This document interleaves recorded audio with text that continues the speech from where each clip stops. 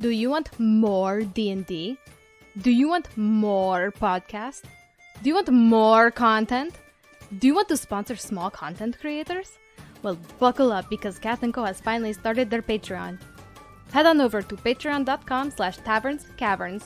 No and. I know. We didn't pay for it. To help Isundra afford her own bed so she doesn't have to sleep on the floor anymore with Edeyar. We have tiers of support such as Edyar's cheapest meal at $2 a month, or splurge and get Nomu a bowl of milk for $5, and yourself an extra special episode featuring some of the cast and some new players, and maybe a special DM. Season 2 will be coming soon, with a whole new cast of characters, but make no mistake, we will certainly do our best to make the DM shake his head. And a special thanks to everyone who helped us hit 20,000 downloads, and we hope to see you soon for Season 2. Last time, on Taverns and Caverns, we continued our search for Archibald, but in the midst of it we came across an evil demon. A frog-like creature I've never seen before. One that reminds me of the stories back home in the Shai. When the evil god Moritai corrupts a person or beast, it takes the form of an altered, an evil version of itself. It was like that. However, Cat & Co was able to defeat the vile beast. But soon afterwards, we received a message from Haviris to hurry to the second floor. I wonder if she found Archibald. Episode 62, The Darkmore Sacrifice. Welcome back to another exciting episode of Taverns and Caverns, everyone. This is your Dungeon Master Haphazard DM. And as we all remember from the last episode, our players are currently in Archibald De Darkmore's mansion, fighting through it to find wherever he is, to hunt him down with the help of all the NPCs as well as their arch nemesis, Skullriva, or aka Avirus. But we do remember last time we fought a Hasro demon, which came for the players and the NPCs, and through a very difficult battle, after a couple NPCs were knocked out, the players were able to defeat the Hasro. But after doing so, they are now left to themselves in the main lobby of the mansion. As this storm is brewing outside, it's getting worse. You continue to hear the thunderstorm and the rain gets harder. And at this point, you all can hear now within your minds, you hear the voice of Avirus, and she says, "Get to me now! I found him! Second floor, ballroom!" And that's all you hear from Avirus at this point. You all can mentally hear her speaking to you. She used a spell to get a hold of you. All the NPCs also can hear her in their heads as well. But as this is going on, remember Alrose was unconscious for a bit, as well as Rogar. You guys were able to heal them up. Alrose is heavily wounded. He's on one of his knees at the end of this battle with the Hezro demon, or the giant toad-looking beast. And he's holding onto the side of his torso where the demon cut into him with its talons, and he's still bleeding out. Even though he was healed, he still has a bit of blood oozing from his side, so he's trying to catch his breath. And as you all hear the voice of Avirus in your heads, Rogar is going to look at the rest of you. "Oh my goodness, did you hear that in your head, or it's just me?" "Wasn't it you? We all heard it. I'm sure." "That was Avira. She said ballroom, second floor. She found him. Perhaps we should get going, yes?" "Yes, but Alrose, you're going to have to sit this one out at least until you heal a little bit." Alrose, he's holding his side. He's just breathing heavily. His face looks somewhat pale. Obviously, he's lost quite a bit of blood, and he just looks up at you, Nomu. "Go on without me. But trust me, I'll be there. I'm not letting him slip out of my hands this time." And Grasha looks over at you, Nomu. "Little duckling, it is okay. I shall make sure Alrose is safe. We will join you momentarily." Nomu puts one paw on Alrose's shoulder and looks at him. "Don't worry, buddy. We got this. He won't get away. I guarantee it." And he looks at you, Nomu, still breathing heavily. "Just make sure when you take him down, if you do before I get there, I'll be the one to slit his throat. I'll leave you some. Damn. He's just saying to stop the conversation. Right. Getting dark. Nomu was like, I don't feel comfortable with this. Yo. So, with that being the case, Grasha decides she's going to stay back with Arrows to make sure he's, okay, because she doesn't want to leave him by himself. Yeah. So she's going to be joining you along with Arrows, when he is able to get his breath back. But with that being the case, the other NPCs, they're ready to go with you. Rogar, Itari, Elroy, as well as Yaito, they're ready to travel with you up to the second floor. And remember, she mentioned the ballroom, second floor. So at this point, what are you all doing? I don't like the tone she struck. Yeah. Yelling in my head like she ain't my mom. But I let's agree. go. Is everybody good on health? Healed. Should be all solid for the most part. Rogar is looking around. Does everyone have potion? Edeyar, I don't know how many more spells you can cast today. Aren't you all out? I have a couple, but not very powerful ones, and I'm all out of potions. Oh my goodness. Does anyone else have potion? Yeah, we got some. Yeah, I have one. I think I divvied him out last time, right? Yeah, you did divvy a couple out last time. I'm pretty sure maybe Rogar gave you guys some. I don't remember. Yeah, I know some of you guys have potions. I just want to make sure that you all are aware of your potions. And the most important part, Isundra, don't forget you have that staff of healing. It has 9 charges left because you tested on me. Oh, Yes, I did forget. don't forget about the artifacts, the magical items you all got last session. Remember, you got the staff of healing, the amulet of health, and the ring of free action. Remember, you And guys you got have the those. staff. You wouldn't give it to me. yeah, Sorry. you bonked Nomu over the head with a heal 5 HP. Yes. Oh, Edeyar, do you want this? Since I always run away. Edeyar? I'm gonna Do take you want the staff? Probably need it more than I will. You'll be far enough away that you can still heal us with it. What's the assuming range it's on it? range. So the staff has 10 charges. So used 1 charge 9. already. So you have 9 charges. And for you to cast the spell, you have to touch them with the staff. So it's like Cure Wounds. You have to physically touch them. Except not with your hand. It's with the staff. With the staff, you have to bonk them. Okay. Yes. Yes. So Edeyar should take it. Wielding the staff would make it difficult for me to wield my shield. Hey, whatever, pussy. Oh, and Damien found a gold ring. I don't know what it does. That's the ring of. What'd you say? I don't know. Ring. Just It's a gold Damien. ring. Gold ring. Yeah, I don't know what it does though. I don't think we went through that. No, we? I don't think you did. I just said what it was called, but that's the ring. Does it do anything? I mean, it can if you figure out what it does. Oh well, I'm rocking that shit. Like it's the newest, flyest jewelry on the market. Did you put it on your finger? I did. Okay. My right hand, the left's for my baby. So as you place the ring on your finger, Desiree or Damien, you feel a little lighter on your feet. And as you do so, are you going to mention it to anyone? Because I know you just yoinked it. I don't think you told anyone you had that ring. I did not. I do that a lot. Okay. So as you equip the ring, you feel yourself to be a little bit more light, but you don't exactly know what it does, just because you'd have to do like an Arcana check or something to really understand what that can do. I feel like my sit-ups and squats are paying off. I'm feeling light. This is weird. What are you, drunk? No, I'm not. I wish I was. It's a strange feeling. I can't describe it. I think it's the ring. Yaito looks over at you. Oh, not Yaito. Yatari looks over at you. You said a ring? It's making you feel light? Did you pick up a ring somewhere? Yeah, you like it? He puts his hand out.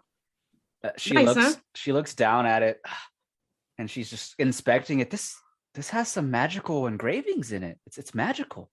Ooh. Do you want me to see what it does? Maybe. Please. All right, let me roll an Arcana check for Yatari. She is a wizard, so she would be the best one to do this. And I rolled a 19 plus her intelligence. And as she is inspecting your ring, she feels the Arcana attributes flowing through it, and she goes, "This ring definitely has magic to it. It's no wonder you feel light on your feet. It's a ring of free movement." And she basically describes to you what the ring does. While you are wearing this ring, all difficult terrain does not cost you extra movement to walk through it. So you can walk through difficult terrain as if it was normal terrain. In addition, magic can neither reduce your speed nor cause you to be paralyzed or restrained. Damn. So Yatari just looks at you and says, basically what I just told you. You won't be affected by any form of difficult terrain, and magic cannot reduce your speed. No wonder you feel light on your feet. That's a good ring. That's worth hundreds of gold. Priceless, I might add. I'm a bad bitch. You can't hold me. And this is the proof. Love it. It was made for me. It was meant for me. Everyone stand back. Nomu stands back. Upstairs. Let's do this shit. After you. Nomu draws his blade and he starts to walk up the stairs. And We strutting. All right, so the team begins to strut up the main stairs. As you all go up the stairs, Yaito, Yatari, Elroy, and Rogar follow you. Alrose and Grasha will stay behind for a little bit until Alrose gets his stuff back together. But remember, you guys did go upstairs briefly. At least I believe it was Isundra who went upstairs very briefly because she sent out her pseudo-dragon to inspect what was going on in the main corridor. But remember, last time you inspected, there were rooms that were open. Several of the servants of the mansion were found by Imara to be getting eaten by smaller demons. And so the soldiers were up there as well, eating and trying to fight their way out. But as all of you make your way upstairs, you can see there's this long corridor.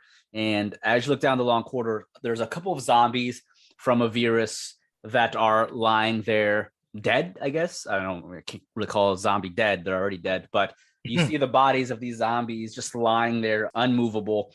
But you also notice a couple limbs and body parts, as well as other portions of soldiers that were defending the mansion lying around as well, whether it be your friends Camros and the squad killing them or potentially these smaller demons. But you don't hear anything, which makes it a bit more mysterious, not mysterious, but concerning, I would say, as you don't hear anything prior, or because before you heard all the screaming and whatnot. But the second floor has gone silent, and the small demons that Imara saw, they're not in any of the rooms. There's several doors on each side of the corridor that are open with blood coming from most of them. But as you guys hit that second floor, it is pure silence. You can just now hear the rain slamming up against the roof up above. And the roof up above is about 2 more stories high because the mansion is about 5 stories tall. But you just hear the wind. You can feel the wind from the main lobby door, since the door was busted open, breezing up towards you guys. And Rogar is looking around, and as he does so, he has his greatsword in both of his hands. This does not sound good. It's too quiet. Be very careful, everyone. Be on your toes. I do not know where ballroom is, but she said second floor. Yes. I can hear my heart beating. He says to be quiet, but Nomu and Damien are strutting up the stairs like Men in Black cartoon intro. So as you all begin to walk down the corridor, you can see in the distance, the corridor eventually hits a dead end. There is a fork in the road, or I should say a T. You can either turn left or right, the very dead end. And as you guys reach the dead end of the corridor, again, there's still bodies everywhere, just scattered throughout the area with blood splattered along the walls. the windows. You can see the lightning from outside, the loud thunder striking, and it's beginning to feel like you are in the first night of Resident Evil 1. And as you're walking around, you get to that left or right. What do you guys do? I was going to roll a survival check to see the foot traffic. All right, so you roll a 12 on your survival. You are inspecting the carpet or the flooring under you, and you can see that it seems that there is this large trail of blood that's being dragged of something. You just see blood trails as if someone was being dragged away, heading to the right. And then to the left, there is several, I'd say, footprints, blood footprints that are rushing to the left as well. It is a mess. It's very hard with a 12 to really know which way is the ballroom. You can definitely tell that people were rushing around, whether it be the servants, the guards, or even Avirus and her crew. You don't exactly know which way the ballroom is, but both sides are slightly different. More foot traffic on the left. The right has this giant trail of blood being dragged to the right. I can't tell which way we should go. Well, doesn't Not look by these like... tracks. Yeah, it looks like someone's dead to the right.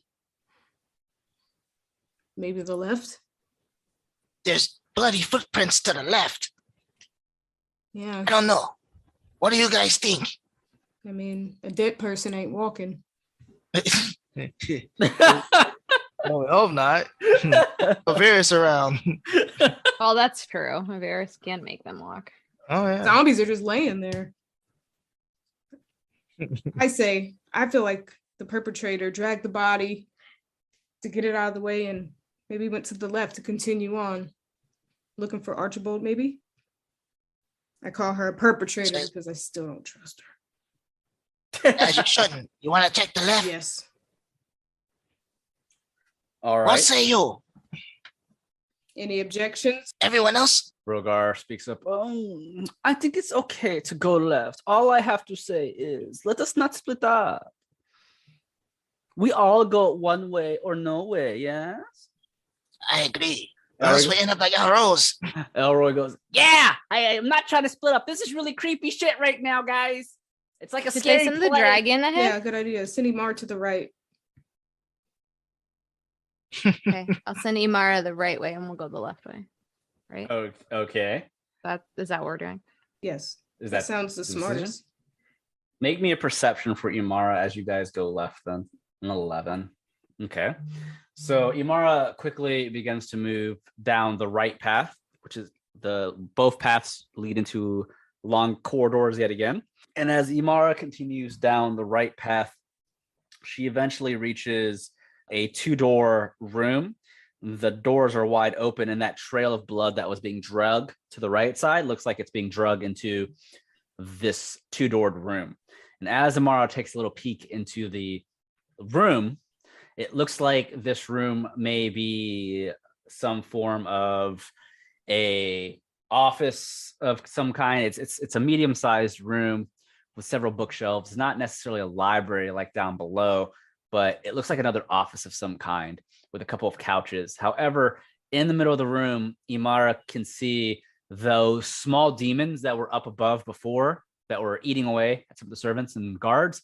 They are now all gathered in this room in the center, and they all have seemed to have drugged several of the bodies of the guards or the servants from upstairs into this room, and they're stacking them on top of each other, making a pile. And as they're doing so, you can see some of them are eating at the limbs as well. And the pile of bodies underneath it, Imara can see there is in blood a sigil or hieroglyphics of some kind that has been etched on the floor under up all the bodies. That's what Imara sees as you guys make your way to the left. Do you relay any of that information, Isundra? Yeah. She said, yeah. Would I not? I mean, I feel like it's up to you. Isundra relays all of the information that Ryan just said. They're either going to have a feast or they're doing some type of ritual. I feel like that needs to be stopped. But Aviris, her tone sounded pretty serious. It sounds urgent. Don't want to piss her off. Those demons sound busy eating. I don't think it's a ritual. What's the sigil? Oh, you did say there was a sigil on the ground. Yes, underneath in blood. I mean, if you want to wait and see if Imara sees any more of it, that's up to you. She'd have to make a stealth check to see if the demons notice her. How many demons are there? I'd say Imara is able to see very easily. They're in that office medium-sized room alone. They're smaller, so they're about the size of Elroy. They like lesser demons? Yes, they're much lesser demons. They are about the size of Elroy. Well, they're a little bit taller than Elroy, a little bit more stockier. Elroy's a halfling, so they're about the size of a gnome. So there are about, I'd say, 30 of them in that room. Were they imps? Jeez. Not imps. Think of like flesh bags, melted flesh bags. Ugh. Yeah, that are like a ball sack? that are crawling around. Ball sack. They're ball sack demons? Ooh. No, not ball sack demons, just flesh demons that have no legs. They like slither around, but they have like little arms. Sounds like we can kill them kind of easily, but I also feel like that may be able to wait. I feel like we can handle 2 tasks at one time, but I agree with Rogar that we shouldn't split up. Yaito speaks up. I definitely agree. We should not split up. I am not trying to die tonight. I have seen enough. I have heard enough war stories back in Shimara of splitting up. It is not a good thing to do. When we split up back home, there are monsters called Oni that would hunt you down one by one. It is not a cheerful story. Let us not allow that to happen to us. Oni? Yes, Oni. Is it edible? No, they are corrupted demonic ogres. That don't sound delicious at all. No, they find you delicious, Nomu, not us finding them delicious. Nomu is gamey, not for eating. That is what you say. Oni would eat you straight up without cooking you. Oh, Ew. you had to mention that too, huh? No. Without cooking. Do it raw. The soldiers of Simara, they did say there was one story that the Oni ripped a man's arm off with its bare hands and started drinking the blood out of it. Jeez. Yeah, I don't wanna. Yeah, no, I'm good on that. Okay. So you guys Nomu doesn't want to go in that room. Okay. Doesn't want to go in. So you continue It's left. scary. Yeah. All right. Does Shimara stay there to watch it, or do you call Shimara back? Or Imara? Well, like if she keeps her in there and there's like an update, she can just like tell her, right? I think she can only be so far from me though. Yeah. Gotcha. Yeah, so instead I think I want to send her just like 15, 20 feet ahead of us so that we can be like warned if we see anything. Okay, do that. So Imara is going to go about 15 to 20 feet ahead of the group to make sure that, you don't rush into a trap. But I will say, as you are all making your way towards the left corridor, you definitely notice there are less bodies around, less blood versus the main corridor and the right path. However, everyone make me some perception checks. Got it. All right. So Damien with an 18, Nomu with a 15. Nice. Edeyar with a 7. All right. So I'll say, and with Isundra leading Imara, Isundra got a 16. I'll say everyone hears this except Edeyar. We'll say Edeyar, for some reason, you don't hear it with a 7. However, the rest of you, perhaps Edeyar is in the back of the line, but the rest of you do hear some, not shouting, but some of you hear this weird, this windy like flow of air, I guess, like as if a storm was taking place inside the mansion off to the distance.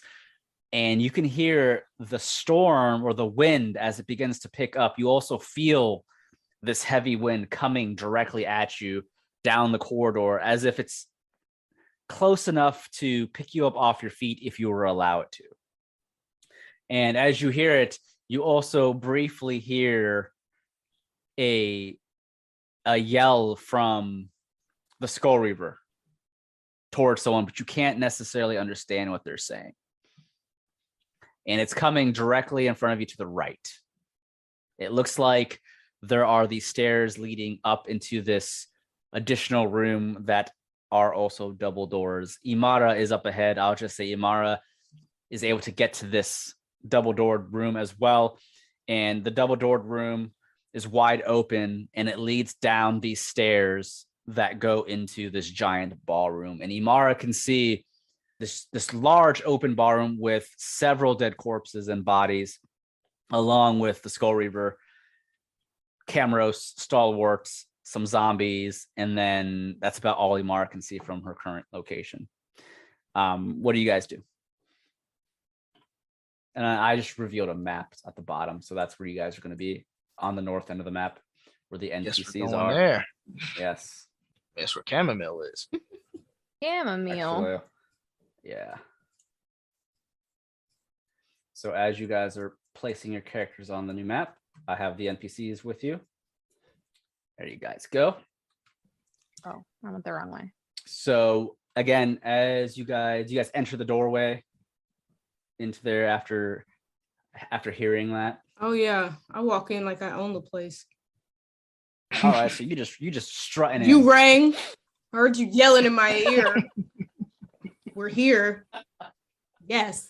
As you guys reach the wide open 2-framed doorway, Fuck is Isundra? you can see I've lost my character you token. lost your character. Is she in the basement still? No. Where'd she go? Only Hold on Isundra can second. lose herself. I lost my. I didn't even get to the correct map. I went to the wrong map. Then I tried to Oh come my I have a back. black void somewhere. Oh, I see her. Can you Okay. move her? Yeah. Okay. Let's see it. Find her. I got her. Okay. Oh, stress. All right. So as you guys get the 2-framed doorway, you feel even more of that gust of wind blow your way. And as you do, you begin to hear weird voices as if there's voices attached to the wind.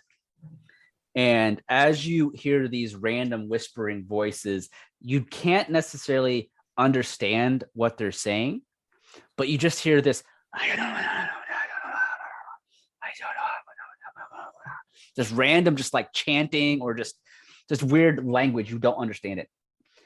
And as that happens, you also see, again, you're coming down some stairs into this massive, beautiful ballroom. But as you do so, I won't even make you do perception checks. You can see at the very end of the stairs leading down into the dance floor of the ballroom. This ballroom is 2 floors, technically. There is the ballroom down below, and then the upper part of the ballroom has the balcony area, which you can have access to if you were to walk left or right before you walk down the stairs. But on the main floor of the ballroom down below, you notice there are 4 zombies around Avirus, as well as Stalwart and Camros. They're all facing away from the group. Their backs are to you. But what you also see in the far end of the ballroom, alongside the walls too, all around you in the ballroom, there are several dead soldiers, or not soldiers, but guards, I would say, of the same guards you fought before. But these guards all seem to have been killed in a similar fashion. Their armor has been torn to shreds, and there is blood scattered all around the walls, on the ballroom floor and whatnot. But the thing that strikes out to you guys the most, at the very end, like I mentioned, there is Archibald De Darkmore himself standing there before Avirus, Camros, and Stalwart, and he's facing them. But the thing about this is, he's not alone. Behind him, is a massive pile of corpses, both bones Oh no. and bodies piled up into a pile that is so tall, it would probably be about 5 to 5.5 feet high, of just bodies piled amongst one another with blood everywhere. And standing there with that pile of body, Archibald has this windy gust of this greenish aura that is circling around him as if it was a tempest of energy. And you can see through the aura, it's somewhat transparent, and it's as if it was wind, and it's beginning to shift so you can see more of Archibald.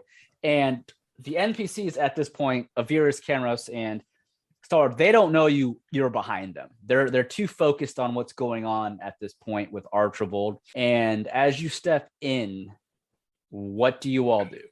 What is this guy, Shang Tsung? Right. Anyway, I start blasting. No, I'm just kidding. Shang Tsung. Nomu's gonna slowly make his way down the steps. Slowly. Very slowly. Isundra's gonna walk in and be like, "What the hell happened here?" Damien walks down the steps, walks up to. Is he gonna make a chair out of this? I'm gonna walk right next to Avirus. Sup? That's a good question. Okay, so as you all begin to walk down So- slowly, I'll move the NPCs down a bit. Bitch. You ready to do this? I heard you talking shit in my brain. All right, so before we do anything, let's go ahead and do turn order stuff, just in case. Just because I already know something's gonna happen. Oh boy. So You don't- let's What do you go mean ahead you and already turn You know order. don't something's know gonna us. happen? You're the DM. Yeah, what's gonna Oh, happen? I know you guys. Oh, look, there's two Isundras. Where is Wait, she? you rolled a 24. She next to you, Tari.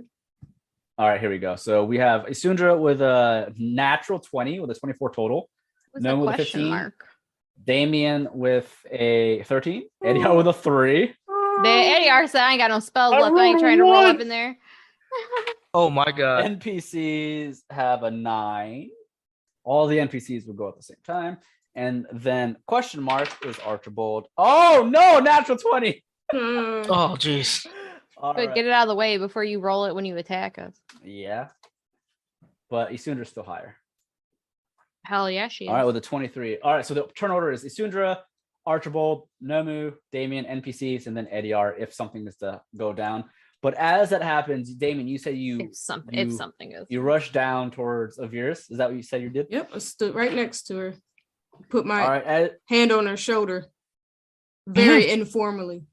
So, you ready to do this? You know what? I've hated you for a long time, but I'm kind of gonna miss you. So as you go to do that, Avirus is dressed as the Skull Reaver right now. You place your hand on her shoulder. She slowly looks at you. Now is not the time to talk games. We kill him now. And Camros looks over at you. Ah, hey, you guys made it. Good to know that you guys are still alive and well. This is a shit show. It's a little too happy for what's about to occur. I don't know about that. Yeah, Cameros.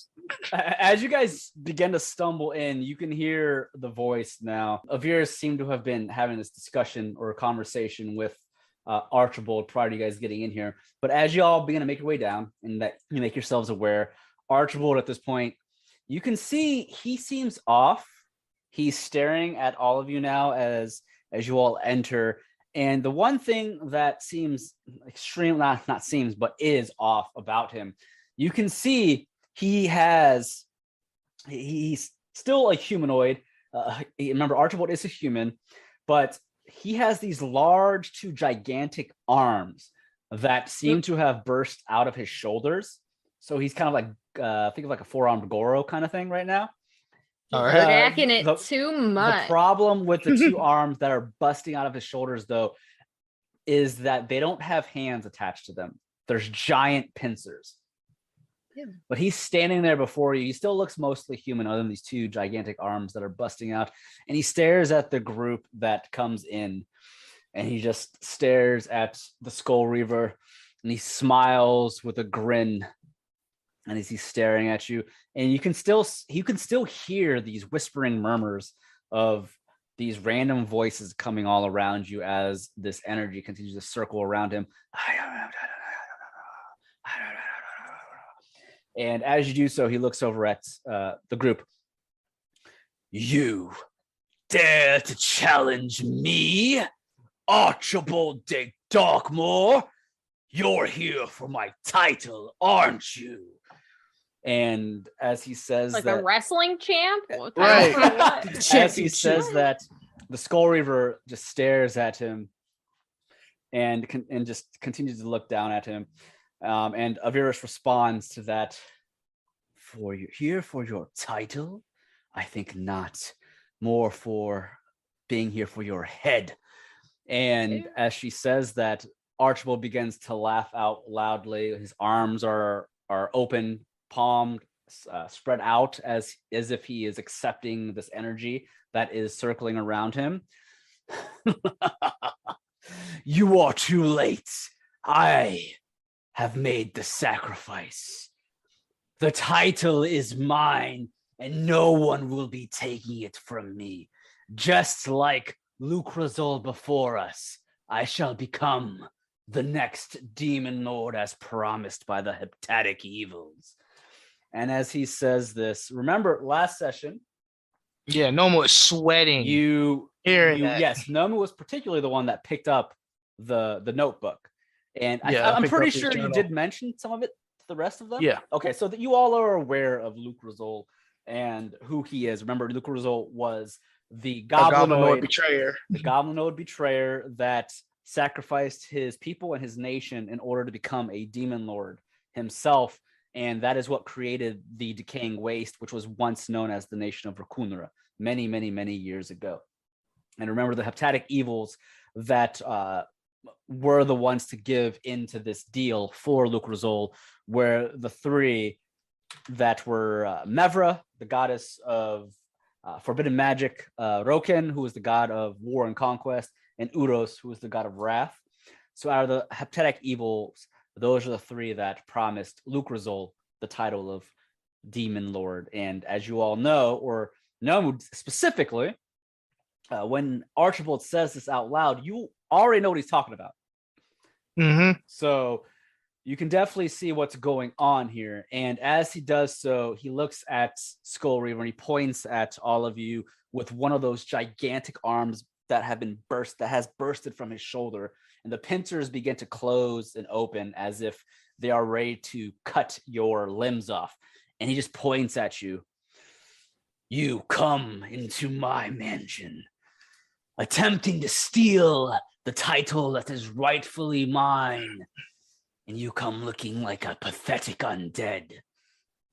Before I destroy you and your mercenaries, show me the true face beneath that mask of yours. And as he does so, You aren't going to like that. the Skull Reaver looks at him, and as he asks this of the Skull Reaver, you can hear Avirsh just go, gladly. And she places her right hand onto her skull face, and the magic that hides her face or changes it quickly vanishes, and she slowly pulls off the hood. She still has her normal Skull Reaver outfit on. It's just her face now has been revealed. And she looks at him with this, well, I'll say, make a perception check, Damien. You're right next to Avirus. Let's see if you notice as she does this, what her expression is. I mean, she You got wrote that hood on. Yeah, you rolled a 9. So, I mean, it's under average, but you're right next to her. So I'd say with a 9, you definitely, if you rolled a 5 or below, you would have been too focused on the shit that Archibald's doing. But as Avirus removes the hood or takes the hood off of her head, you notice she has this evil grin on her face, as if she is ready to kill her father. Like, you know, she has been anticipating this moment. You can just feel, actually, make me a insight check. All right, a 21. So not only can you see the evil grin on her face, you can just get this overbearing feeling from her as she's talking back. And when she says, you know, I'll gladly take your head, she's here for the head, basically. And you get this feeling that she is obviously not lying. And you kind of get the sense that she means business. You've never seen her this serious ever as the Skull Reaver or herself. You know she is here to kill him. You get this feeling of bloodlust that just comes from her. Damien can literally, the hair on his arms is standing up and he has chills and he goes, All right, now he takes a step back. Okay, you ain't playing. I got it. And as she's smiling evilly, because she is anticipating what he is going to say or do now that she's revealed her face. And as she does so, Archibald, he looks for a moment. As soon as he sees his daughter's face, he looks very shocked, but only momentarily.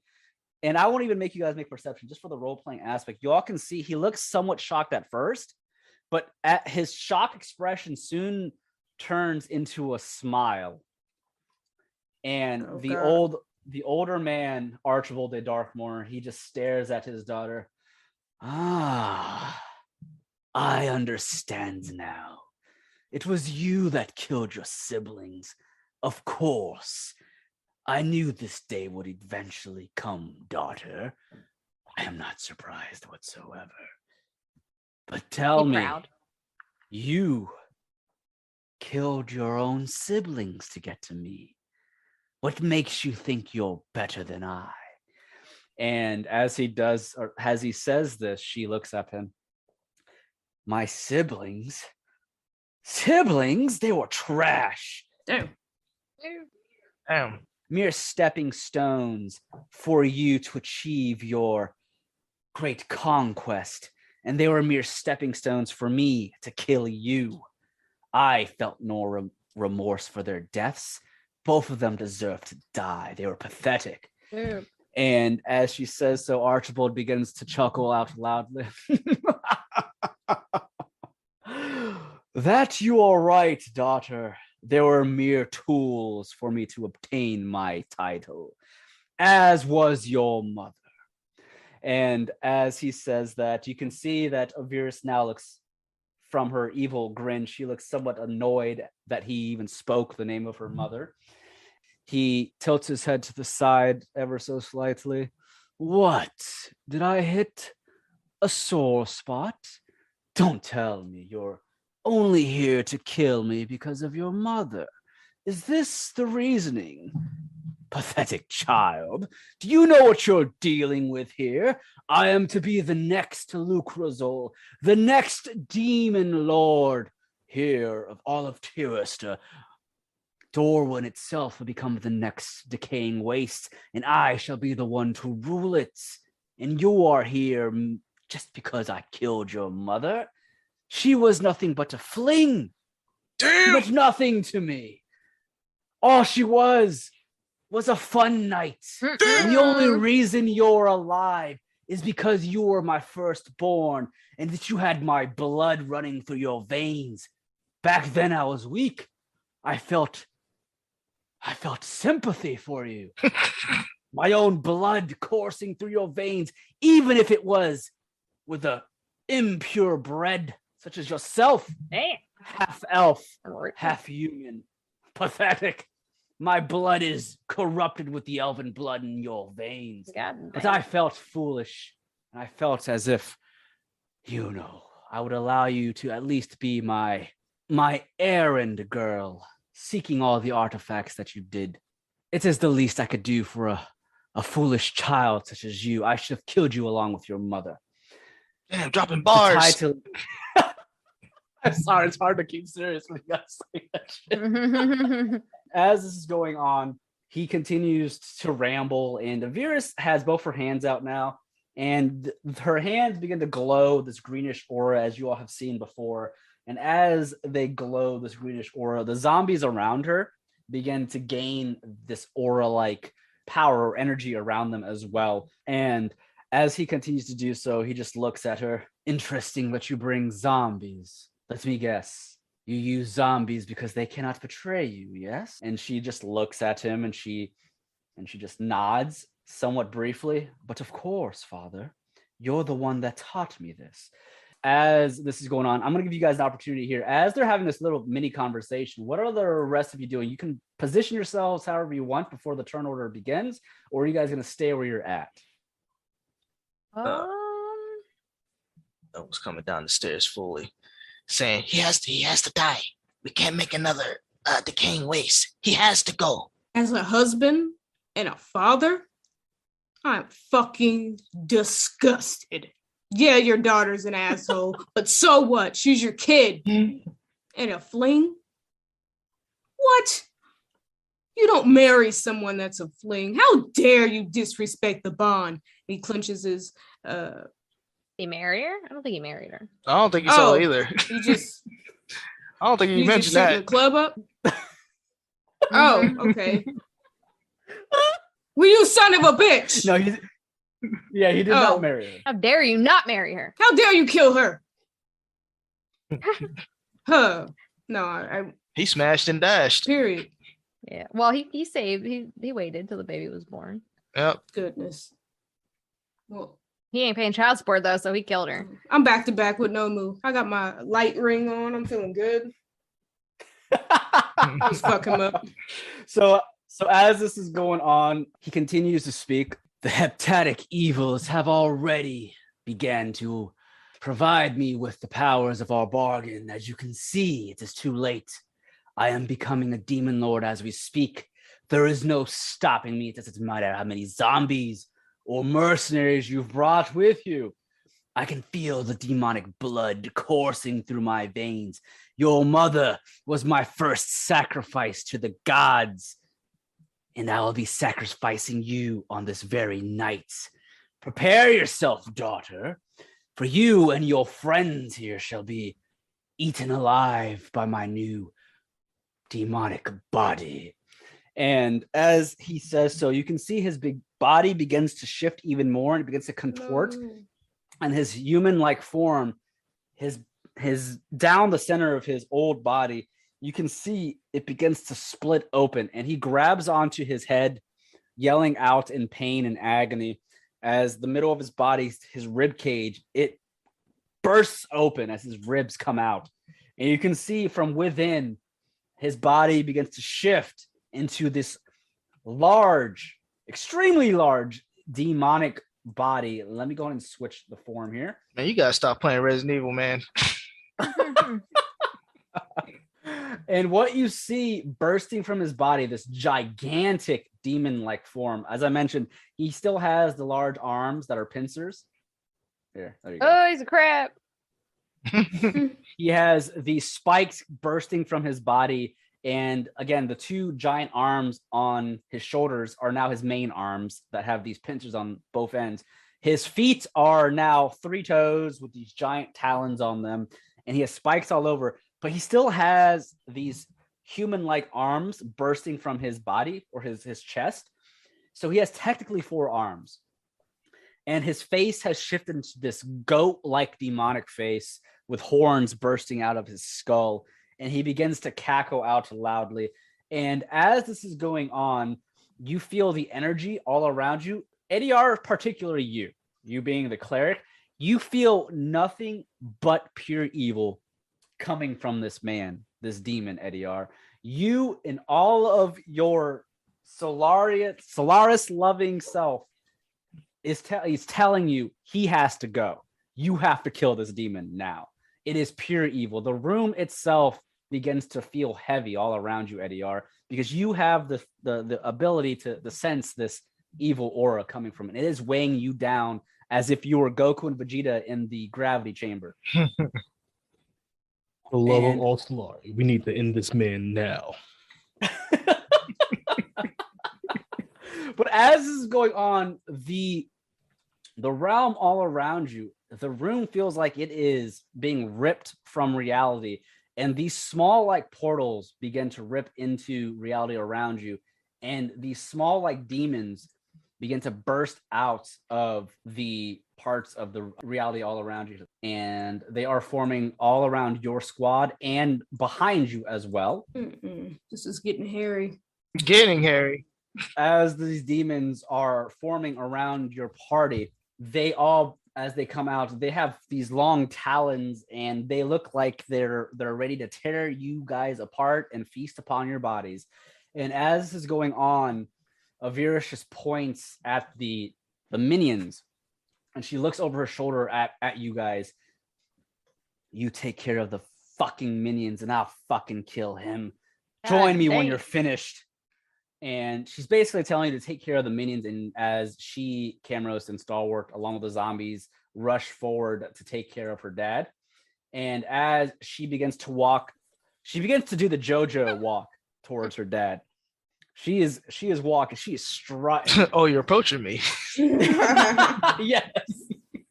Camrose has his blades in hands, and Stalwart has his katana. He rushes forward as Avirus points out at him and tells him to charge. And as they're doing so, Archibald just begins to cackle out loudly, and you can see his two human hands on the human arms in front of him. They're smaller. Again, they're like in his rib cage versus his normal pincered arms, but they're a lot smaller. The two hands clasp together, and they begin to like do like this weird tapping. He taps his own fingers like he's a shady merchant tapping fingers. And as he does so, he calls forth a wall of fire, and he just looks at you. Ah, foolish, but very well. We'll see how strong you've become, my daughter. Wall of fire just burst behind Avirus, blocking you from her group. And you are all now trapped with the minions, while Avirus and the others are trapped with Archibald. And at this point, the demons, as they're tearing through the reality near you, they begin to rush at you. Isundra, what are you doing? You have the first turn in the round. We are now starting the turn order. The battle has begun. This wall of fire is blocking you guys from Avirus, Camrose, and Stalwart, trapping you with the demons near you. And the doors that were behind you, they quickly slam shut, and the doors lock behind you through magic from Archibald. Damien, I'll take back everything I said. This is out of my league. Elroy starts to scream as the demons begin to tear through reality around him. Ah! Ah! They're appearing out of nowhere, guys! He hugs onto Edeyar, who's next to him. He hugs onto Edyar's leg. Edeyar, protect me! I told you I not can't to roll protect up you if you're on top of He me. can't protect you. He's gonna be too busy protecting me. Damn. Oh, we just hiding behind Edeyar, huh? All right, tank. Save some room. Let's. All right, so Eldritch Blast. You have 2 7s. Yeah. So At the demon next closest to me. So you shoot 2 Eldritch Blasts, and as you do so, You it miss. dives under both of your God blasts. It looks damn. at you, and it begins to snarl out at you. No, I'm just kidding, dog. I'm gonna move up a little bit. All right, so you move up towards up the stairs a bit. It's just to a get little. away. I'm just in a silly, goofy mood. Don't worry. All right, it is now. Okay, it's his turn then. After Isundra, Archibald, he looks at them, the zombies, and he just goes, "My body. I feel the power of the demon lord inside of me. Let me test what I can do." And he steps forward, and as he does so, you guys can't necessarily see what's going on with the wall of fire that is between you guys. But with that, you just hear this large cackling of energy burst up above, and you can see up above coming down, there looks to be these 2 meteors that are crashing down towards the floor. You can't see who it's striking or what it's doing, but at this point, he is summoning these 2 meteors that come crashing down into Avirus and her crew. And as that's going on, I won't say what happens. Let's just say you can't see what's going on past that wall of fire. It's too thick to see. But you do notice these 2 giant meteors crashing down, and the ground beneath you begins to shake with how fierce the impact is from these 2 meteors. Nomu, what are you doing? Oh, well, he looks over his shoulder. Hey, protect Elroy! And he's going to run towards the demon on the right side next to the firewall. And he's going to draw a sigil in his face. Blade wide! And then it's war magic. So that means he's going to attack right after that.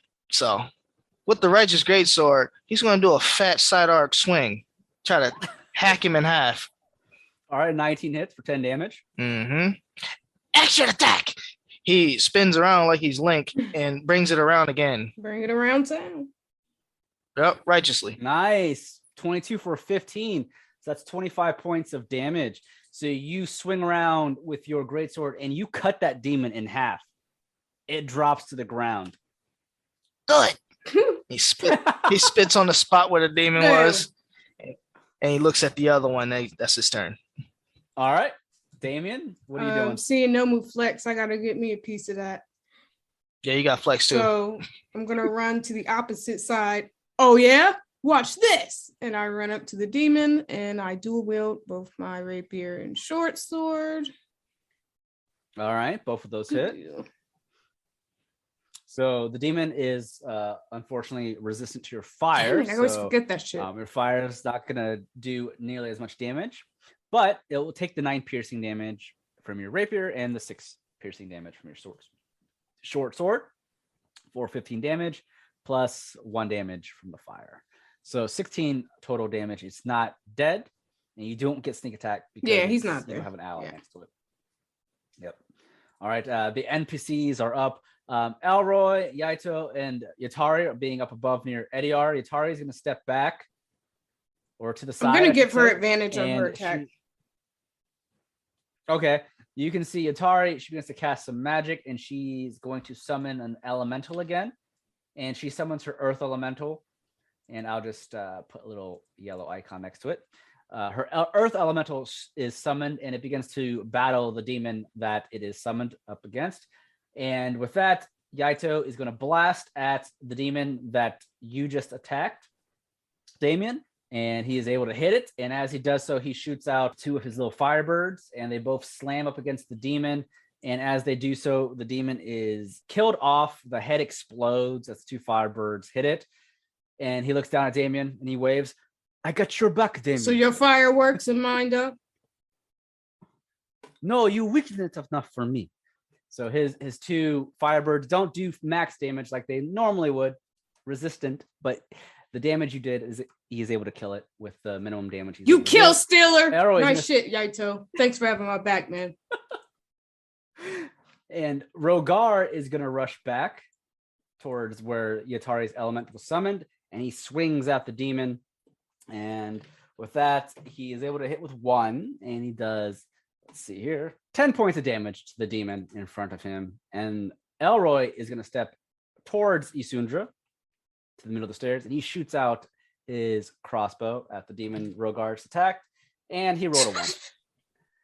So as he does so, he completely misses, and his crossbow string snaps. Ah! My crossbow's broken, guys! Bro, go sit in the corner. Go hide or something. They're appearing out of nowhere. They're all over. Sound like Shaggy. Yikes,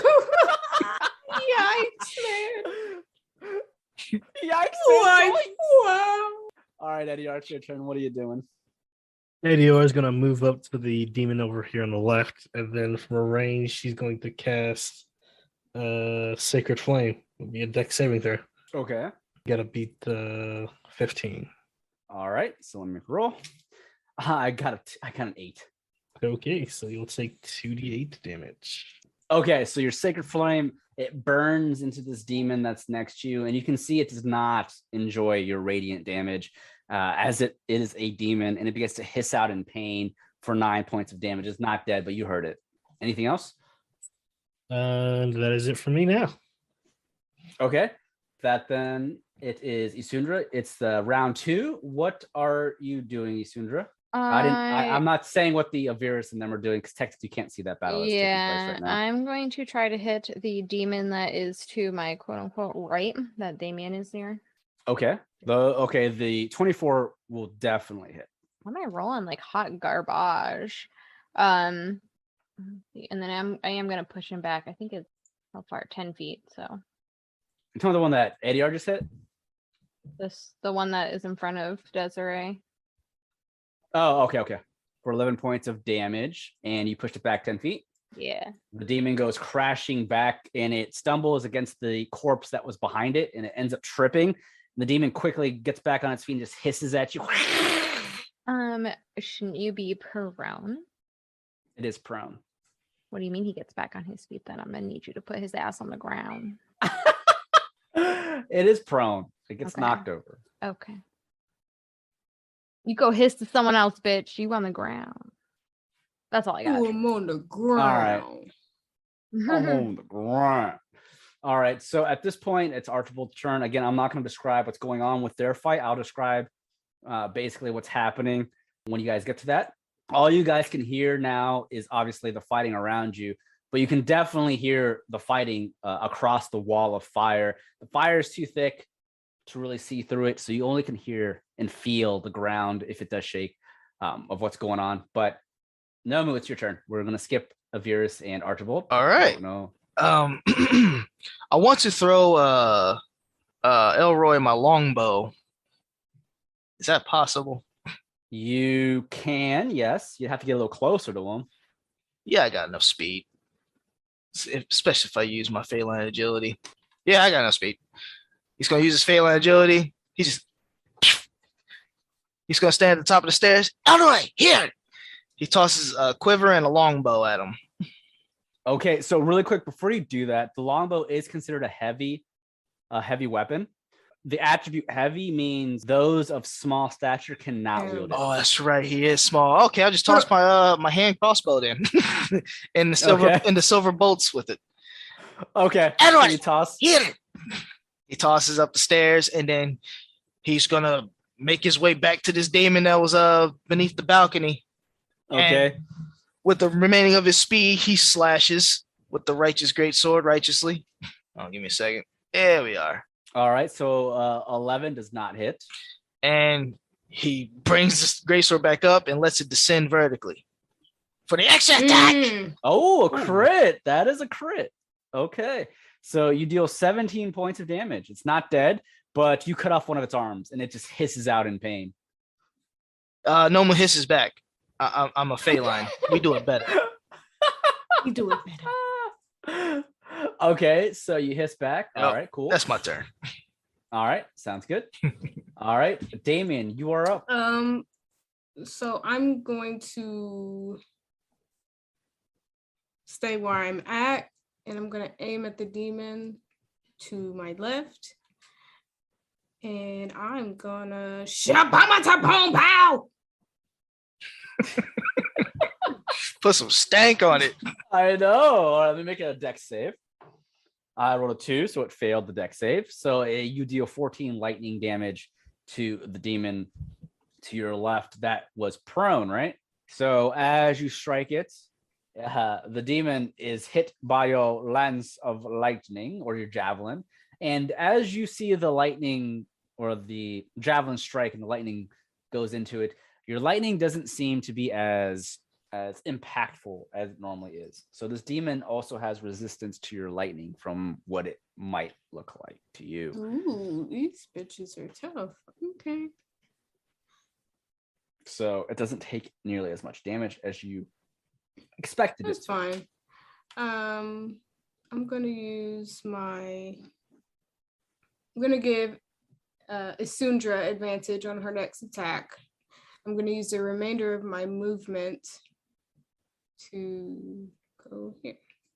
Okay, so you go back towards the stairs under the balcony slightly. All right. That's the NPC's turn. And I'm going to say, Elroy, he grabs the crossbow. He looks over. Thank you, Nomu! And he quickly grabs onto your bolt. And he begins to aim it. And he aims it at the one next to Rogar. And he's going to shoot. And as he shoots it, ooh, he rolled a 19. He definitely hit. And those are silver bolts. He shoots the demon with a silver bolt for 6 points of damage. Nice. And as he does so, he just gives you a thumbs up. Nomu, this shit rocks! I want it back.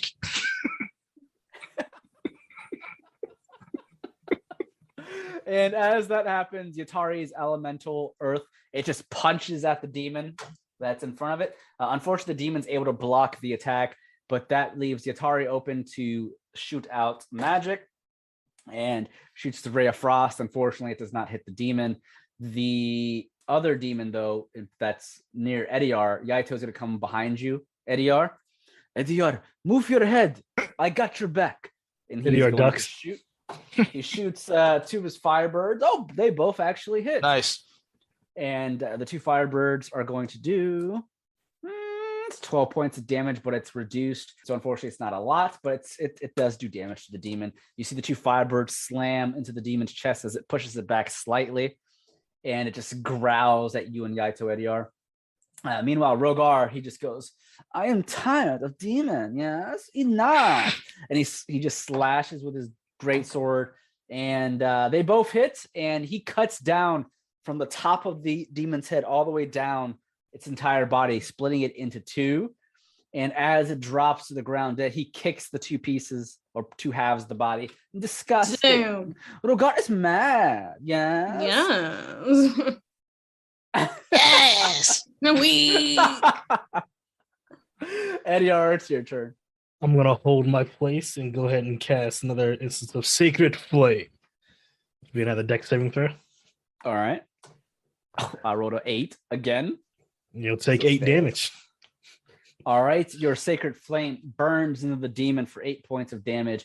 And as it does so, the demon is basically turned into dust. Your Sacred Radiant Flame, it destroys the demon. Nice. As it hisses out.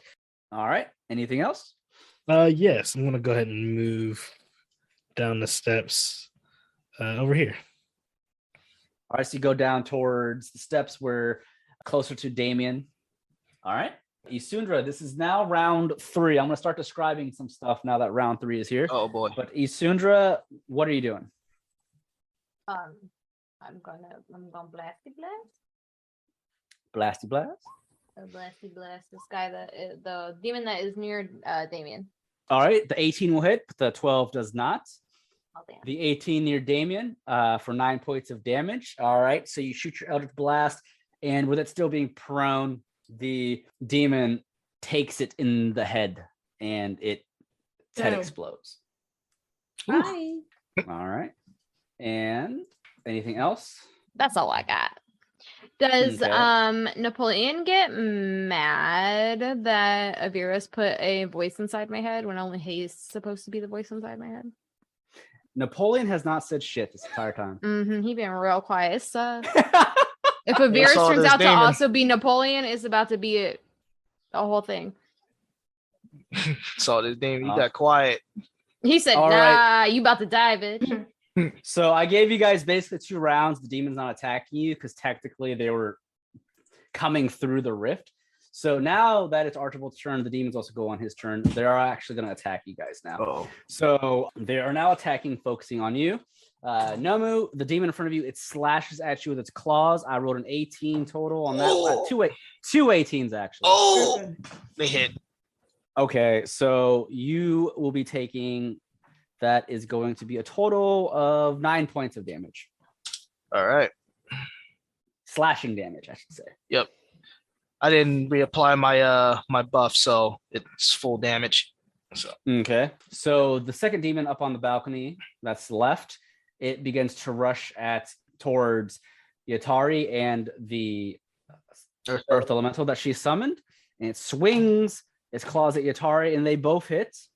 And Yatari is going to be taking 15 points of damage. So Yatari begins to bleed out as the demon slashes up against her side, and that remains for the last 2 demons that are still there.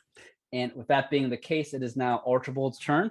So as this is going on, you all again can hear the fighting all around you as well as what's going on in front of you.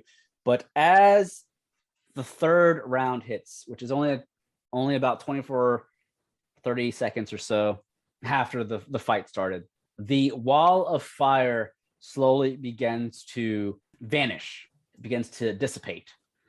And as the wall of fire dissipates, you all can now see the mayhem that is ensuing across the way in the ballroom. And what you can see is all 4 of the zombies that Avirus had energized, they're all torn to shreds from the meteors, crushed, torn, whatever. All 4 of those zombies are now gone, dead. And what you guys can see now is Archibald is closer to the group. And what you're now seeing, Camros has basically been curb stomped. He is under one of Archibald's feet, bleeding out.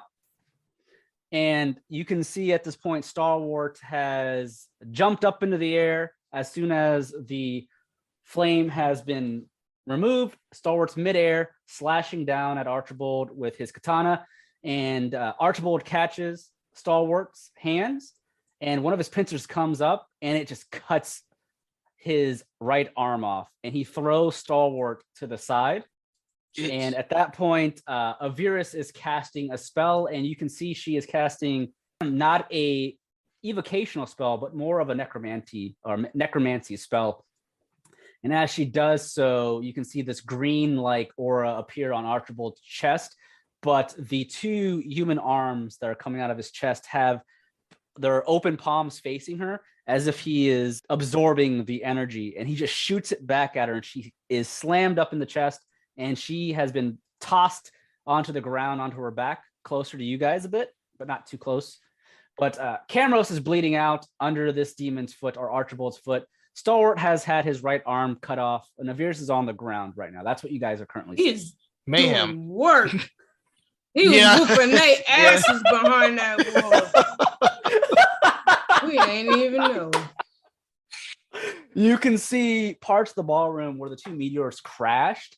The meteors are no longer there, but the ground or the floor that once made the ballroom is now devastated.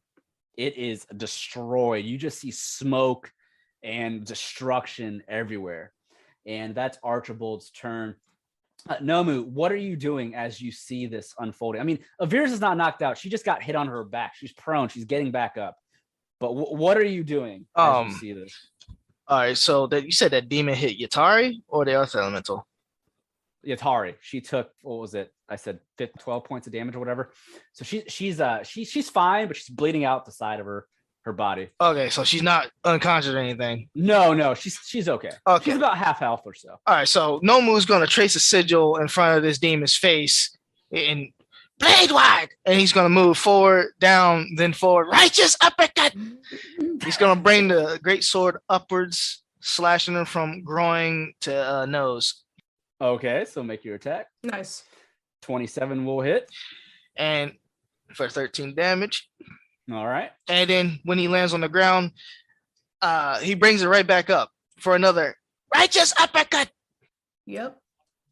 All right. 23 will hit for 12. How do you kill that demon? As he's rising up in the air, the demon slowly splits apart and falls away like Trunks did Frieza. And then he's going to use his movement to get a little closer to Avirus. Okay. Just looking down on her to see if she's all right. Hey, She is fine. She's fine. You can see she's already making her way to get back up. She is in a rush to get back up under her feet. He's gonna help her up, as in with his words. hey, get up. We're not done yet. No resting. All right. Is that all you got? Yep. All right. Damien, what are you doing? Shook and amazed. Damien, we gotta fight that. we all going to fight that, or is it just her? She seemed like she had it earlier, right? No. You ain't got it. Fuck.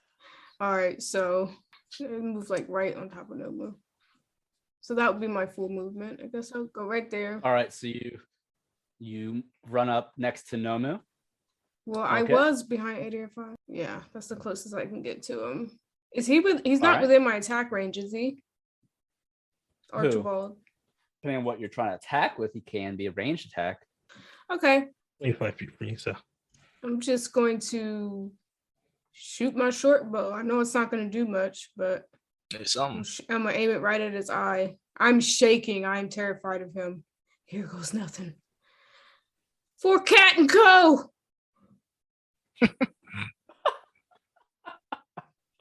All right, you shoot your short bow for 17.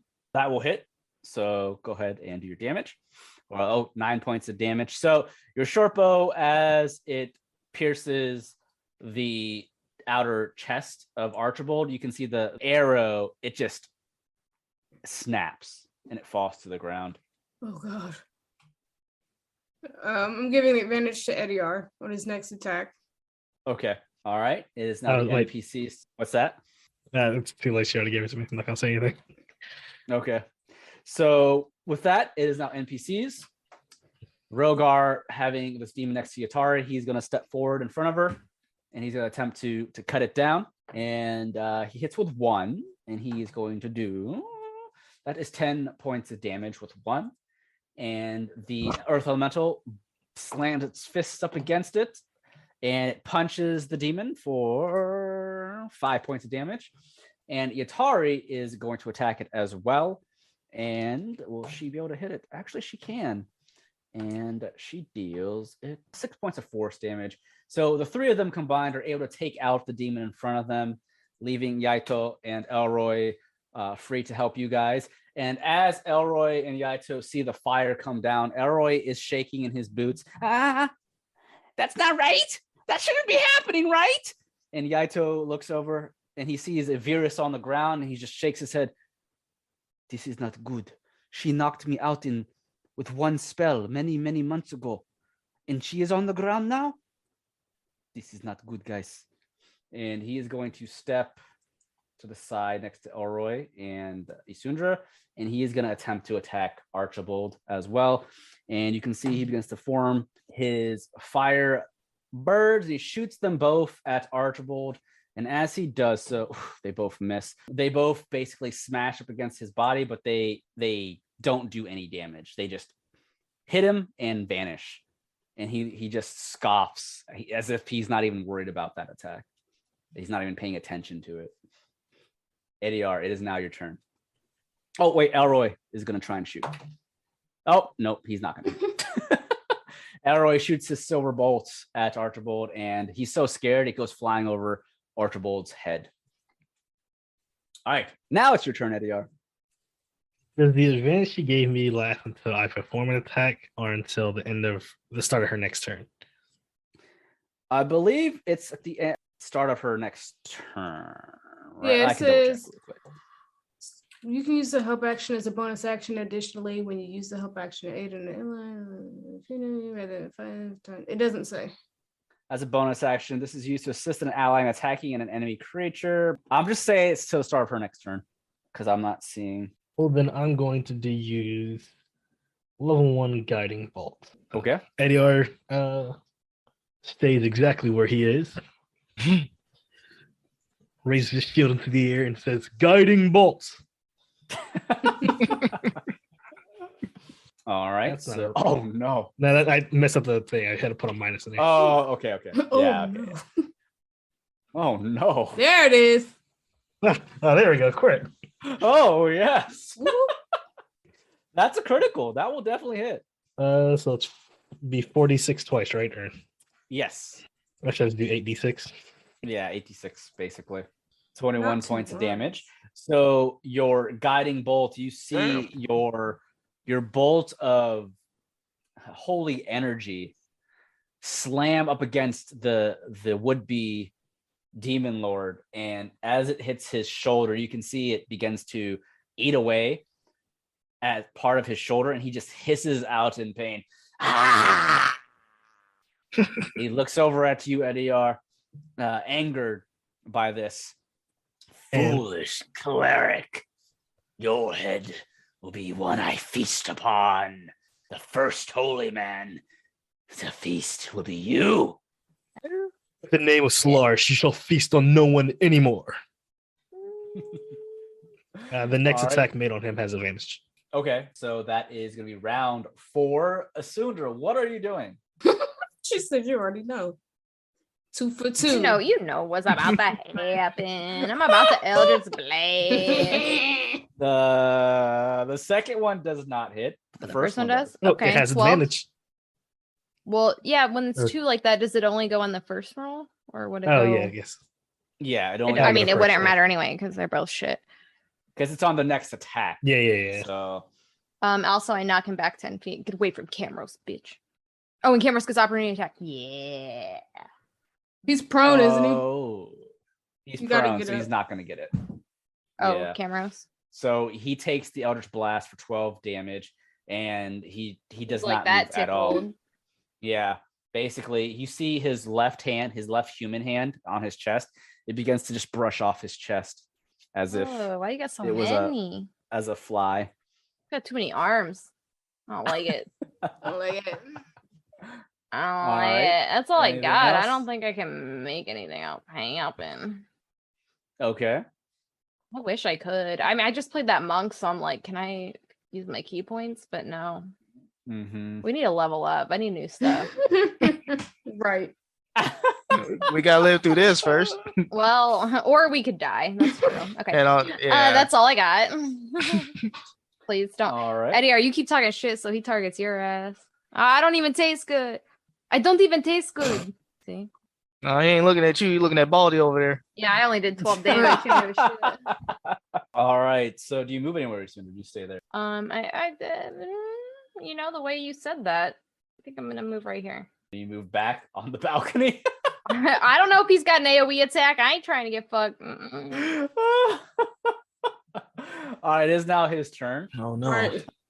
He continues to push Camros down with his foot, and you can see Camros is now like holding on to this gigantuan foot that's on his chest, trying to push him off. And you can see he's just pushing him further and further into the ground.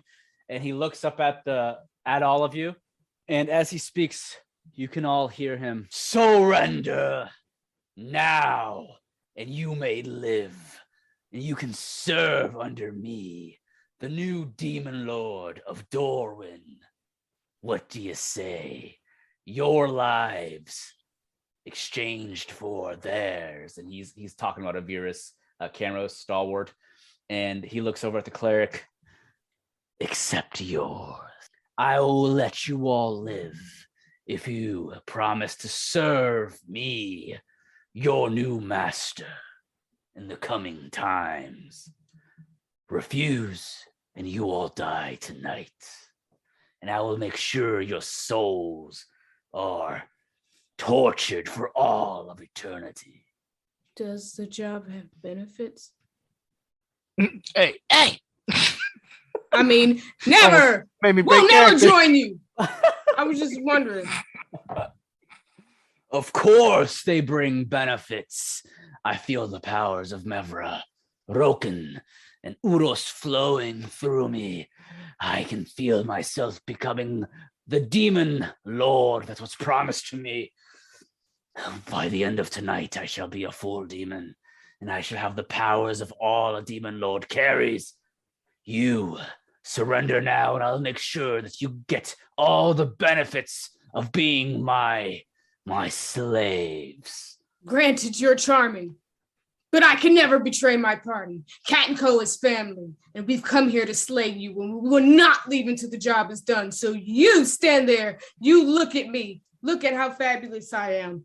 You will be defeated. Remember me, remember my face, remember my name, plural. Damien, Desiree, it's nice to meet you. Better to slay you. All right, really quick, make me a wisdom saving throw, Damien. Ah, Oh no. Oh no!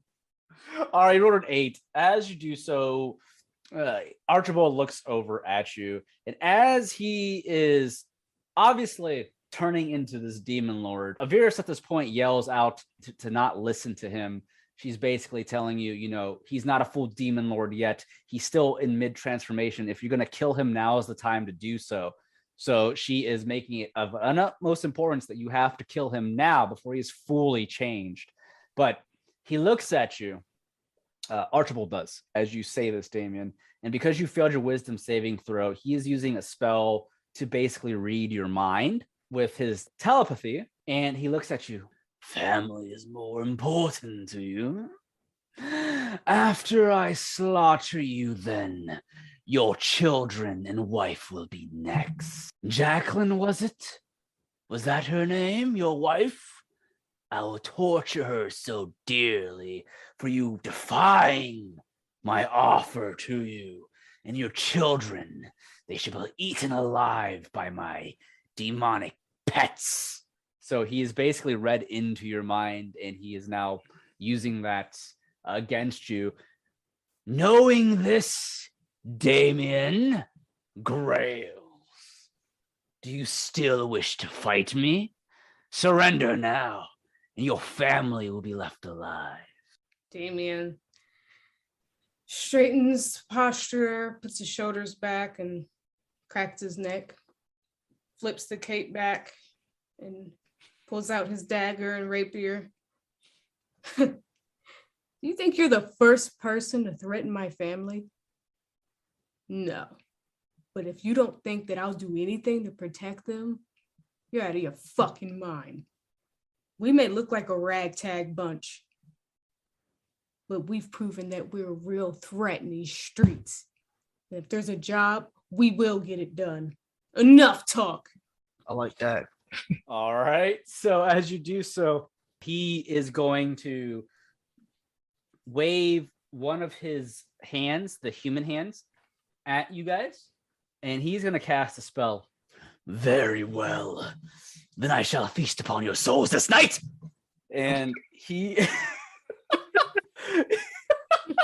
He's a damn. Jesus Christ. He is casting a spell. So as he is casting this spell, it is... he speaks these words, and he begins to speak in his abyssal, his demonic tongue. And as he does so, this overwhelming mind begins to reach into... We'll do Rogar. Into Rogar's mind. Oh, boy. And as he does so, I have to make a saving throw, and I failed.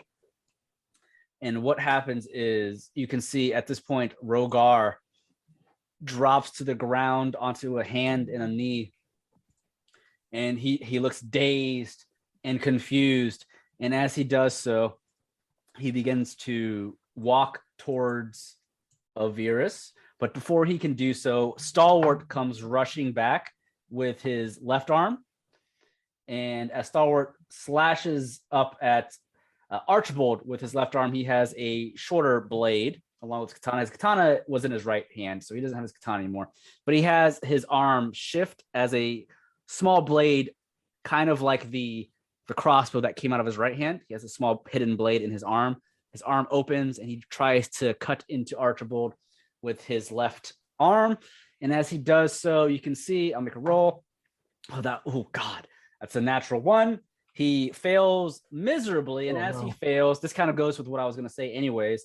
As he fails miserably, you can see Archibald, he smacks the arm away with his pincer. And then with his second pincer, he grabs onto Stalwart. And as he grabs on the Stalwart, I have to make a roll. All right. You can see he looks up at Stalwart. You mindless machine. Think you can do harm to me? No more. And his left pincer, now holding onto Stalwart's body, it snips him in half. Ooh. And you can see Stalwart's blue eyes, they begin to shut off. And Stalwart hits the ground in two pieces. He doesn't even get to say anything as this happens. And he lands on the ground basically unconscious or gone in two parts now. His blue eyes have gone dull. And he looks back at the rest of you. You are all going to be following suit. All right, Nomu, what are you doing? Nomu looks at what he did to the bag of bolts over there. And he's kind of he's shocked. He's getting angry. We will never serve you as slaves. We have our honor. And obviously you have none. We will destroy you. We are Get and Go. We have a job to do. And with that, he's going to put two fingers on his forehead, part his legs apart, and get to the horse stance. And you see lightning crackle between his two fingers. Oh, shit. And he's aiming for the leg that's on Camaros. Okay. And he aims the fingers for Witch bolt. And yeah, he's gonna go ahead and fire that. I think it's a ranged attack, a ranged spell attack. Okay.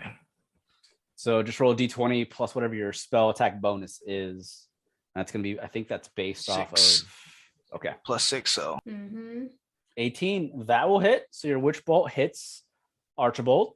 Yeah, I'm trying to hit the leg that's on Camaros to see if we can get it off him. All right, so that is a d12 lightning damage for the first level of witch bolt. And it continues to hit him for free every round if you keep it. Let me do my damage. It's a D12 for the Witch Bolt. If you cast at higher levels, like level 2, it'll be 2 D12s on the initial hit. And then every round that it takes damage from Witch Bolt, it's 1 D12. Yeah, I'm gonna cast it at level 2. Okay, so 2 D12. Yep. 2 D12. Nice. All right, for 17 lightning damage. As the lightning strikes the foot on Camrose, you can see it's shocking him, but he doesn't seem to wince at all. As that's doing so, Avirus looks over at you, Nomu. She just yells out, "Elemental damage won't do much. You can't use lightning. It doesn't hurt him as much as it should." Damn it! So he has resistance to lightning, just like the other demons. Yeah, he's not gonna hold it then. Yeah, so he'll take half damage, and it does not lift his foot off camera. Oh, yeah, and I was going to say, Avirus uses her turn to stand back up. She's back on her feet, and she is basically preparing another spell. And she basically yells at the group, "Hold him off as I cast a stronger spell on him." You got it. All right. No, I think that's all you can do. Yeah, that's it. Okay. Damien, what are you doing? Pissed off. You see Stalwarts in 2 pieces. Yeah, I am pissed off that he invaded my mind. He said what he said, and he snapped Camrose like a toothpick. What the fuck, man? Oh, Stalwart, you mean? Sorry. Yeah, Star Star Wars. Wars, like a Star Wars. Stalwart. Okay, so I'm going to run right up in his face with my rapier and dagger, and I'm going to attack. Oof. All right, so your rapier will hit, and your dagger's a crit. That will hit. Ooh. Nice. So 7 piercing damage plus another 7 piercing damage from your dagger, plus your sneak attack of 16. That's 28 damage. Very nice. Well, okay, yeah, dagger, not short sword or flame kiss. Yeah, so there you go, 28 points of damage. As you pierce him with your weapons, you can tell that your piercing weapons, since they're not magical, they don't seem to be doing as much damage. But you do damage. No, it's and my rapier is silvered. it's silvered, but it's not magical. Oh, is I don't it? think that. No, it's not. Damn it. Okay, so it needs to be magical for it to actually do harm, or full harm, I would say. So your 28 goes through, but it is basically halved. And he looks down at you. "Foolish boy. You'll be joining your friends tonight. And after I have your head, I'm going to have your children's." And do you do anything else, Damien? I think that's all you can do. Keep my wife's name out your fucking mouth. And then I'm gonna use. You gonna slap him? I'm gonna spit, and then use There you cunning go. action to disengage, so he don't get an opportunity to attack on me. And I'm gonna go over here, I guess, to see, get a better look at Starwart and see if I see any signs of life. So as you bounce away as quickly as possible to not get hit, you look down at Stalwart, and as you do so, you can see his eyes are blank, and his body, again, it's mostly made out of wood and iron and metal, but he's not moving. There's no signs of movement at all in him. He is out.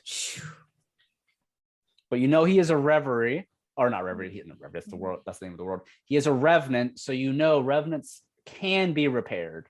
It is a common knowledge that once they are knocked unconscious, depending on how they die, there's a possibility to repair them, to bring them back. But you don't have enough knowledge of, how much damage one can take. So you don't know if he is savable. Can I or drag not. his head to a safer location, just like out of the battlefield? It'd be his upper body, so it'd be harder to do. Oh, You could do it on your next turn. You already used your action. oh, that's true. Okay. Yeah. Okay. All right. Okay, so it's the NPC's turn. At this point, Rogar, as he dropped to his hand and his knees, he's not able to move. And Yatari looks down at him, and you can see she's trying to get his attention, and she looks over at the rest of you, and she yells out, "Something's wrong with Rogar! I think he's stunned!" You better leave him alone. And Yaito is going to step forward down the stairs, and he's going to have both his hands out, and he's going to basically summon this time, instead of his Firebird, he's going to cast a Earth spell around Archibald, and he's trying to create this difficult terrain around him. As the Earth around Archibald, you can see this elemental Earth begin to form, and it forms into a bear and it attempts to sweep Archibald's foot off Camaros. And it does damage, but it's not able to get the foot off of Camaros at all. At this point, Elroy, he's going to stay where he's at. He's shaking his boots. He's going to shoot out his crossbow, and he is not able to hit, unfortunately. But Yatari's element's going to come down next to Nomu as it begins to walk down towards Archibald. And Yatari's going to stay next to Rogard, try and figure out what's going on with him. Edeyar, it is now your turn. Edeyar is going to take the turn to power up. Just you wait, Archibald. Give me some time and I'll take you down myself. Edeyar is going to use, Radiant Soul. Put on his wings, start flying in the air, get the extra damage from my attacks. Okay. And I'm going to fly over here. Okay. In my turn for now. All right, so you're just going to move closer. All right, that is the new round. Isundra, it is your turn. What are you doing? Rogard's not like down though, right? No, he's stunned. But he's like okay. Yeah. From what you know, what you can tell. I don't like that answer. Yeah. Well, if I bonk him though, that's only for health, right? So Yes, that's only for health. how's Camaros? Camaros is struggling. He's awake. He's up, but he's just stuck under this foot. He can't get out. Yeah, I don't want to be under that foot either. It's a big foot. We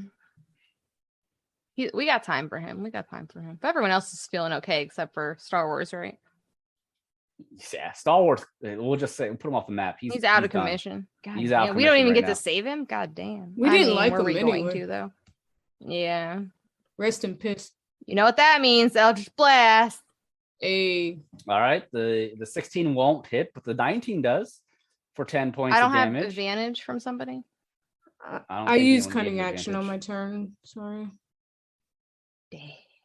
Yeah, so only the I did 19 10 went. damage. All right, so your 10 damage goes through. God, I ain't And- doing shit, y'all. I mean, your damage is not being reduced like Yeah, some of the other people's damage. So You're doing I was something. I was thinking about summoning Bob, but I'm not sure I have those spell slots. But also, Bob's not going to do anything. You know what I'm saying? That IRA though. Bob, that's up to you. Whatever you want to do. But 10 points of damage goes through, and he Cleric continues to attack. ignore you, Isundra. He's not Thank too God. worried. Keep ignoring me, dog. All right, is that all you got? Yeah, that's all I got. Okay. It's Archibald's turn now. I'm going to go ahead and say, because I've been having Avirus go on his turn. Avirus continues to summon up a spell, and you can see she begins to cast, and what she's casting here. One moment. So, as she begins to cast a spell, you can see she holds both her hands out, and she just yells out, "I am tired of this!" And as she does so, she casts a conjuration spell. And what she's doing is she's summoning a cloud of daggers, and she's casting it at a higher level, though, a much higher level. And she's creating these cloud of daggers all around Archibald, and it's going to stay on the field for as long as she can keep it there. But I'm going to go ahead and draw. Not going to hit Camaros. He's too low to the ground. But these magical daggers begin to appear, and they begin to cut into Archibald all around his body for slashing damage. But they're magical, so they're all going to go through. So she is going to roll, let's see here, 10d4. So she does 25 points of damage with the cloud of daggers on it. As the daggers begin to cut into Archibald, he just laughs out from the daggers. Whelp! All right, and with that, he is going to look around, and he sees. Are you currently flying right now, Edeyar? I am flying. Look at that chocolate angel. How high up are you? Not that high. Okay, so with Archibald's turn, he grabs onto Camaros with his left pincer, and he lifts Camaros up, and he looks over at you, Edeyar, and as he does so, he just throws Camaros as hard as he can at you. You're trying to catch him. And Why are you getting so many people thrown at you? Oh no, I rolled a 19, so that's gonna be plus this. So that's gonna be a 26. Oh, I catch him. All right, so Camrose is gonna slam up against you for that's going to be 14 points of damage as Camrose hits you. Since you're flying, make me a dexterity saving throw to see if you are like knocked down with Camrose or not. roll fire. All right, so you have a 16. You almost get knocked to the ground by being hit by Camrose, but Camrose ends up flying past you, and he hits the ground on his back. He's prone. He also takes damage as well, and with that, he takes 10 points of damage. As Camrose is tossed back and hits you, he hits the ground. His head goes skidding up against the wall, and he is knocked unconscious. And with that was one round. He looks over at Damien, and he 5 steps to the... Oh, actually, no. What he does, he just looks at you. Let's have some fun. And as he does so, he is going to cast a spell here. And he basically gets to fly. What? He gets to fly. Why? Because that's just I've a never spell been he matched can like do. this before. I've never had to compete neither. You see, he quickly rushes forward towards Avirus, and he jumps like Michael Jordan in Space Jam. Oh my God. And he quickly flies over you all, and he lands right into the middle of all the NPCs behind Nomu. And Elroy, Yatari, Yaito, they all look up. Ah! They're all freaked out as he lands, and he's going to swing his pincers out. That's a hit. That's a hit. And what you see is he grabs both of his pincers onto Yatari and onto Elroy, and he holds them both up, and he is going to deal his damage with them. And that is 2d10s. Elroy takes 20 points. He don't damage. have it. Oh, What? he ain't got that. He got 12 HP. All right. So Elroy is negative 8. Somebody get this And- man a stretcher. Mhm. The paramedics come in. Well, he's technically at 0. There's no negatives in 5th edition. Thank God. And Yatari takes 17 points of damage. So what happens as this goes on, Elroy and Yatari, they are quickly grabbed up by the pincers, and he holds them both up, and he just looks at the two of them, and as he begins to crush them both in his pincers, Elroy goes help me, guys! And he goes unconscious from the pain, and Yatari is also like slamming her hands up against the pincer, and she is basically unconscious as well. He did more than enough damage to knock her out. And you can see Yatari is down. They're both being held by him now. And as she goes down, her elemental just crumbles. She loses her concentration. Brian, Her what are you elemental doing? isn't able to stay. And Yaito is just looking up at him. And Rogar is still stunned, so he's not able to do anything. And he just looks at the two of them. Who is next on the death count? That's Archibald's turn. Nomu, what are you doing? You see him holding two of your allies up. Nomu roars in a masculine, tiger-like fashion. He just He's going, and he's just gonna hop up and bring down the great sword righteously and So and a you braver take fashion.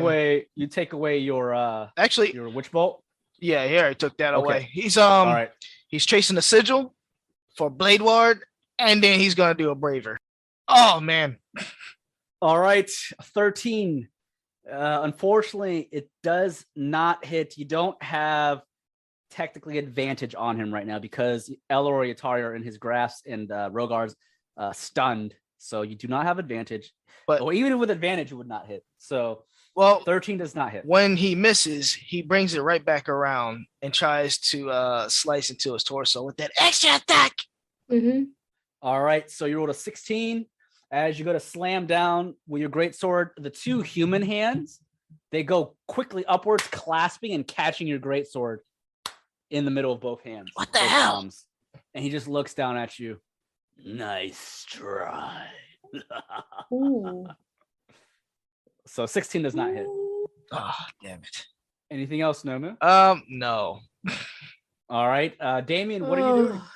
Shitting myself. Let's see. I'm all the way back here. I'm safe. Regardless of what I do, I'm only going to do some damage.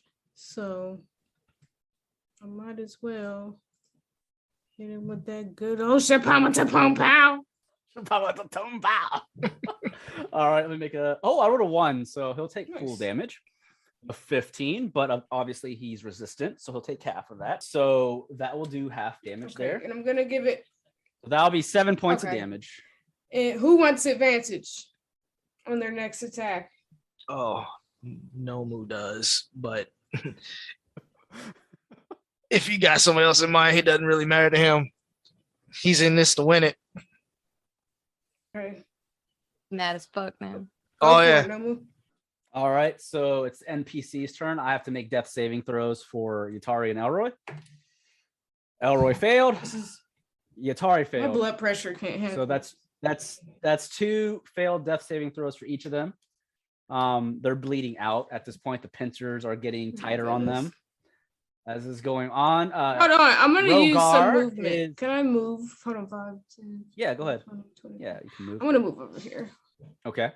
So you move closer to Yaito. Rogar is now conscious. He shakes his head. What is going on? Why was I stunned? And he looks up and he sees Yatari and Elroy unconscious in the pincers of this crazed demon. He goes, oh my goodness.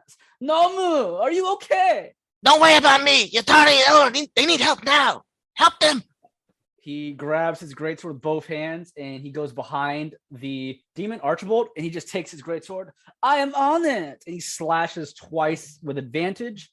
So that is going to be 2 confirmed hits. And let's just go ahead and roll 4d6 here. That is going to be 11 plus his strength. So a total of that is 4 and 4, 8. So 19 points of damage.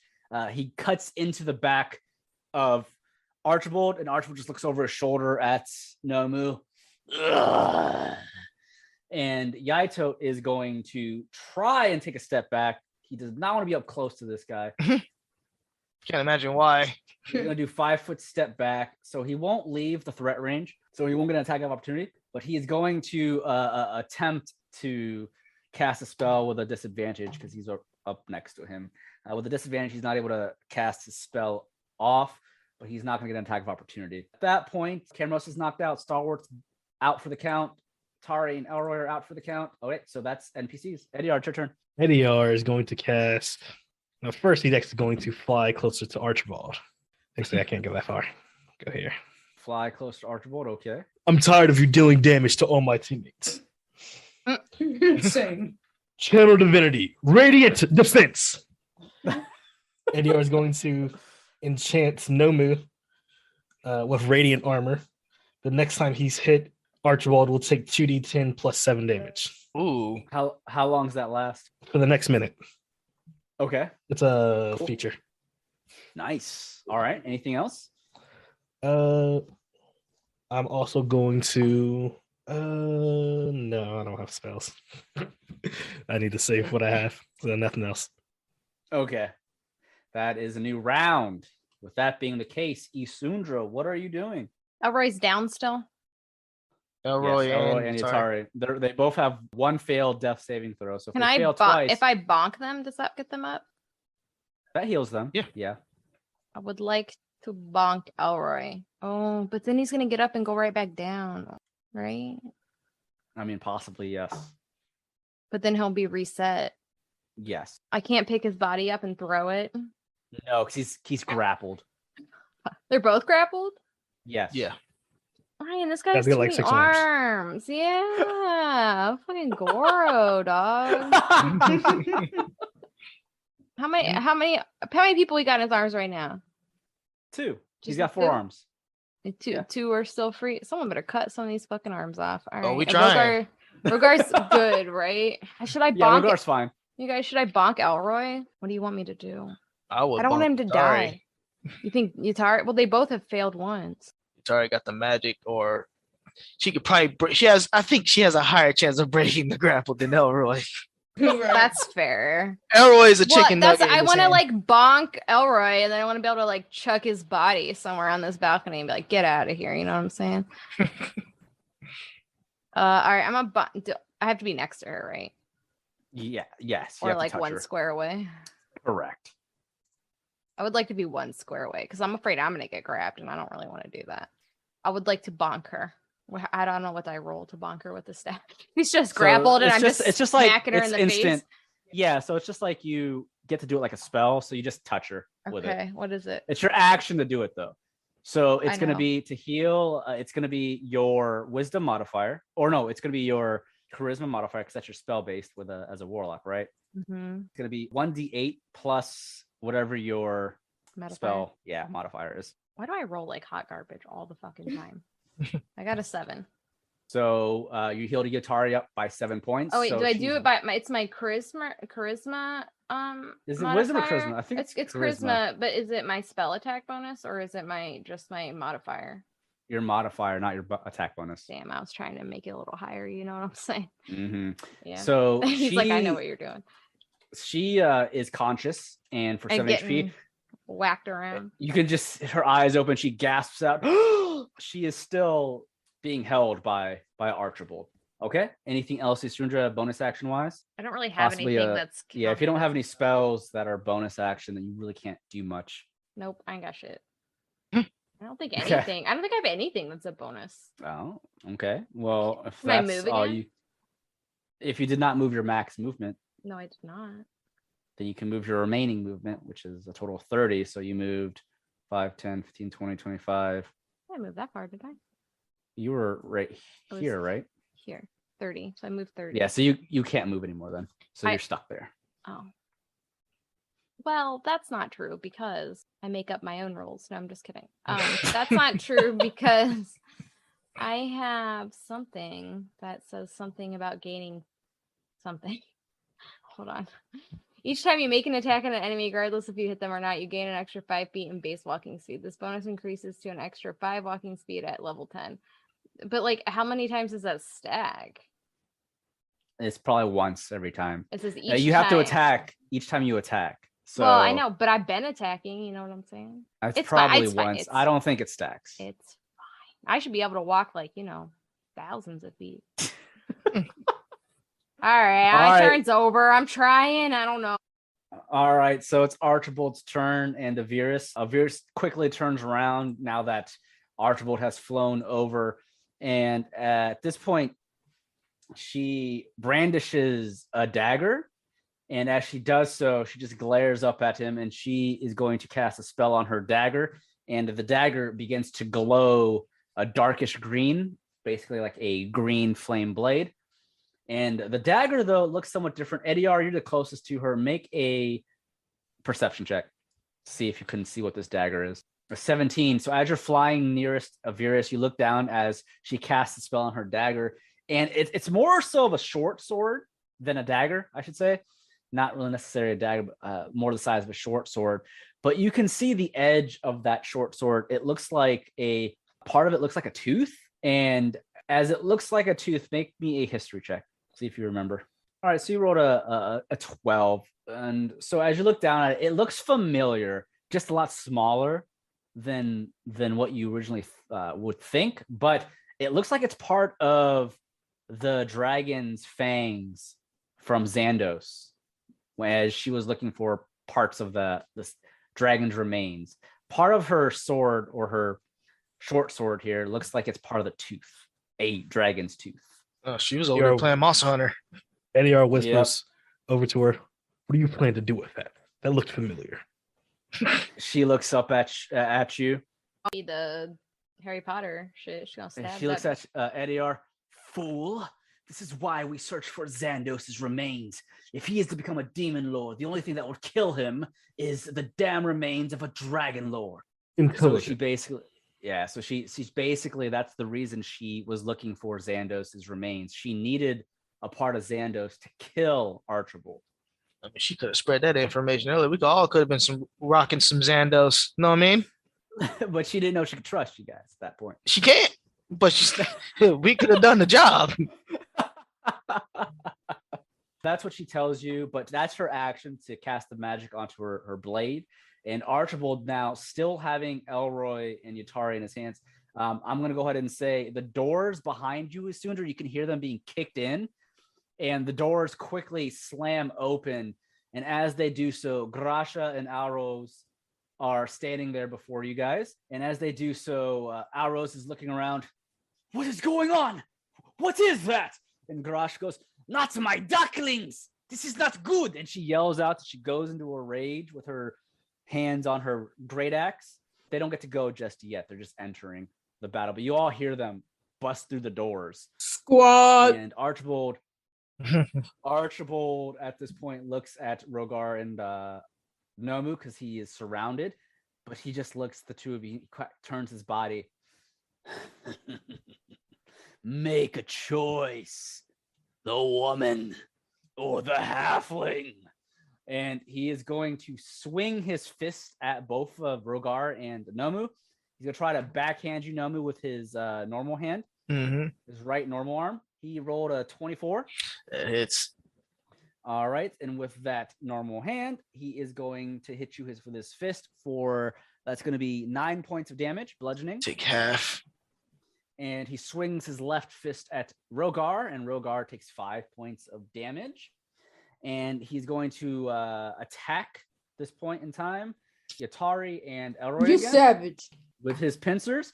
And as he's doing so, he looks at the doors that bust open. More whelps.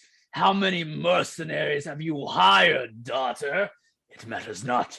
Doesn't matter how many foolish soldiers you have. I'll kill them all. Oh, yeah, he takes damage for hitting me. Mm-hmm.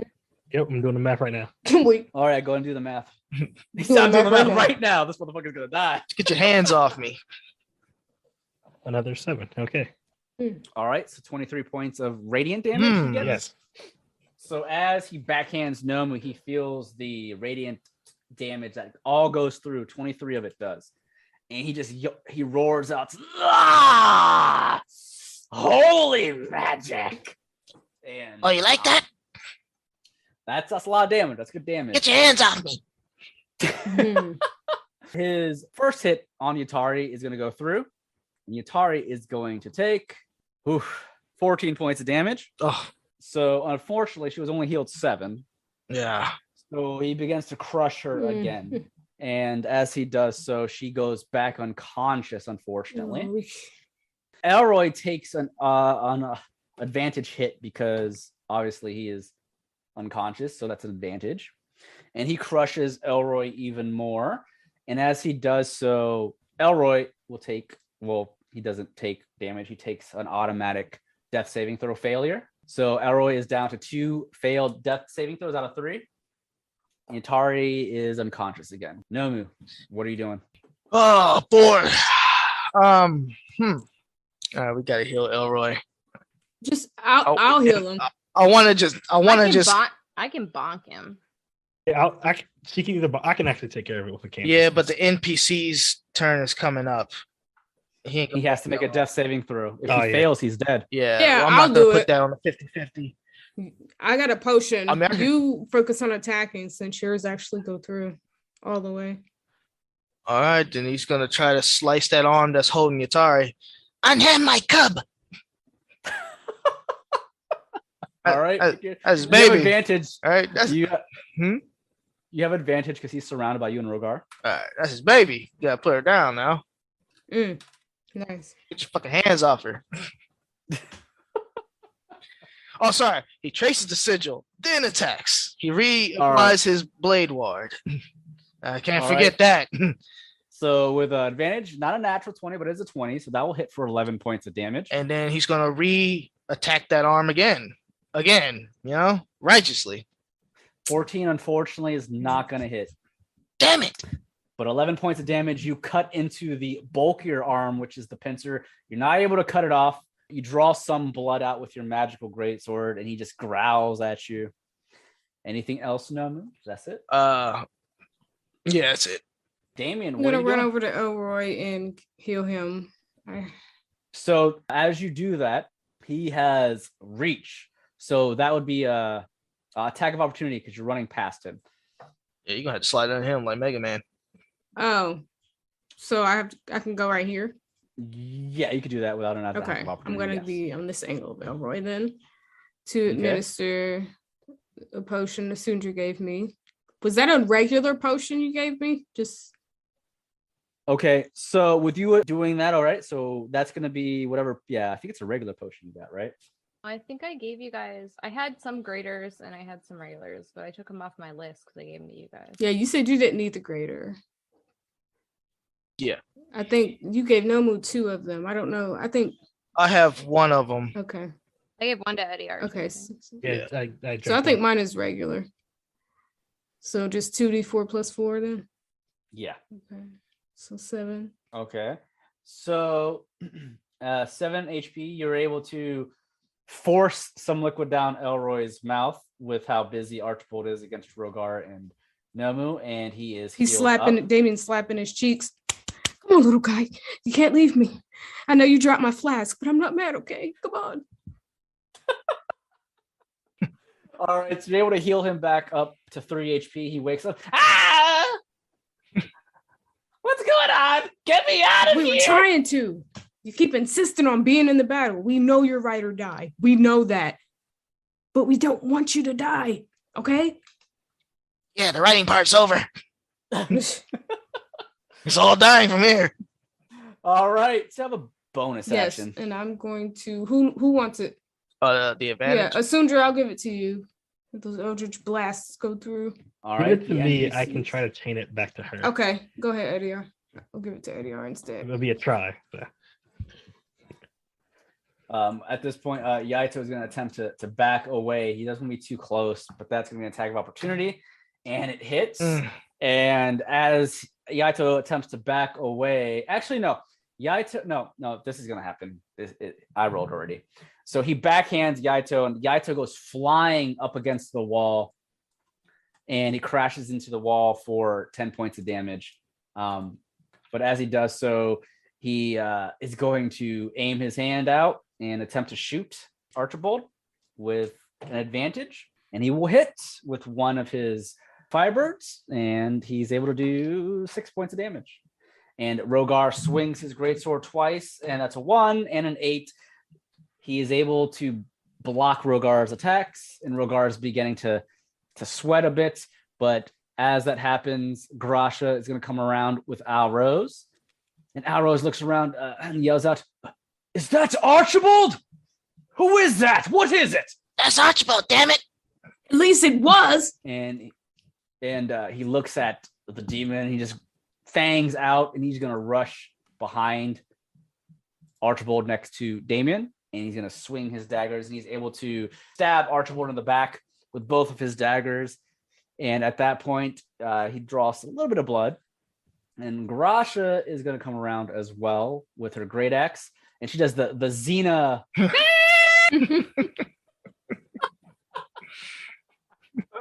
And she's in a full rage, and she comes crashing down next to Damien as well with her great axe for 2 swings, and she's able to do some damage there. She is able to do 15 points of slashing damage. Her second hit misses, though. All right, Edeyar, it's your turn. What are you doing? Oh wait, Elroy's gonna try and break out. He's conscious. He rolled a 3. He's not breaking out. I'm going to fly over here. To Black Angel. Do I have advantage if I attack from the spot? All right, no, I got advantage from Damien. Yeah. I'm going to cast. Wow, too many spells. There it is. Guiding Bolt. Edeyar looks dead into Archibald's eyes, yelling, "Guiding Bolt!" Nice. Oh, it's a natural 20. It'll be 46 plus 7 with my plus level on damage. Okay. Mm. 26 points of damage, radiant damage. And the next That all attack goes through. And the next attack will have advantage. So that all goes through there for 26 points. The radiant begins to burn into the right side of Archibald. I'm growing weary of this. All right. I'm going to melt you alive with my radiance damage. We'll see about that, cleric. All right. Isundra, it's a new round. What are you doing? Archibald is fuming. He is pissed. He is about to show no mercy. He wants. What do you mean? What do you mean? What does it mean? If he wants to eat I don't know. Edeyar so bad, he should bother to learn his name. Is all I was gonna say. Do I have advantage? Do I not have advantage? Yeah, you do. Because Nomu and Alrose and Damien, technically. Fuck. That's Oh not my good. god. I know. What's wrong? Oh wait, no. Two- Wait. Hold on. Do I want to do? What is Elroy down again? No, he's at 3. Okay, he's fine. I mean, he's not great, but it's not gonna matter if I heal him. So yes, I'm gonna hit that. Does the 16 hit? No. God damn it. I'm moving. It's a bad angle. Wait, where's your Taria? Still in Her the health. she's unconscious again. I actually have to Oh. make a death saving throw for her. Well, then I'll bonk her. Okay. Okay, Jinquan, delete all of that. Instead of attacking, I'm gonna bonk Yatari. Forget what I have to roll. Okay. 1d8. 1d8 plus your charisma modifier. I was trying to keep these motherfuckers alive. You know what I'm saying? It's working. Ooh. All right. 12. How many charges we Okay. got left? I've bonked Nomu. I bonked Yatari. This is my third. You have bonk. 10 charges total. When we started today, you had 9 left. You have So 7. you bonked. Yeah. Okay, we got to keep track of that. Yes. I you did. have. All right. So that's 12. Yatari is back to consciousness for 12 HP. And now I want to move because this is a shit angle. It is now Archibald's turn. And with that, he is growing weary and annoyed. And he roars out, "I've had enough. We end this now." And as he does so, he is casting a spell. All right. So that spell is Fireball, basically kind of like a meteor. He casts Fireball within himself, and it's going to hit everyone around him. Absorb elements. Everyone roll a dex saving throw except for Isundra I'm using and Edeyar. absorb elements. I got to. So I'll be absorbing half of this. You need 15 to save from it. So I'm gonna take no damage. What am I rolling? Dexterity saving Dex throw. save. So 18, so you'll take half. I'll be taking And half then of a half. half. Yes. So that is going to be, I'll roll it here. One moment. It's a big number. Yep. 36 points of fire damage. Yeah, I'm gonna use evasion. All right. So you evade all of it. So 36, you'll take half of that number, which is 18, and then half of 18, which is 9. All right. Everyone else make some rolls. Let's fail. All Hey, right. rolls So, you making?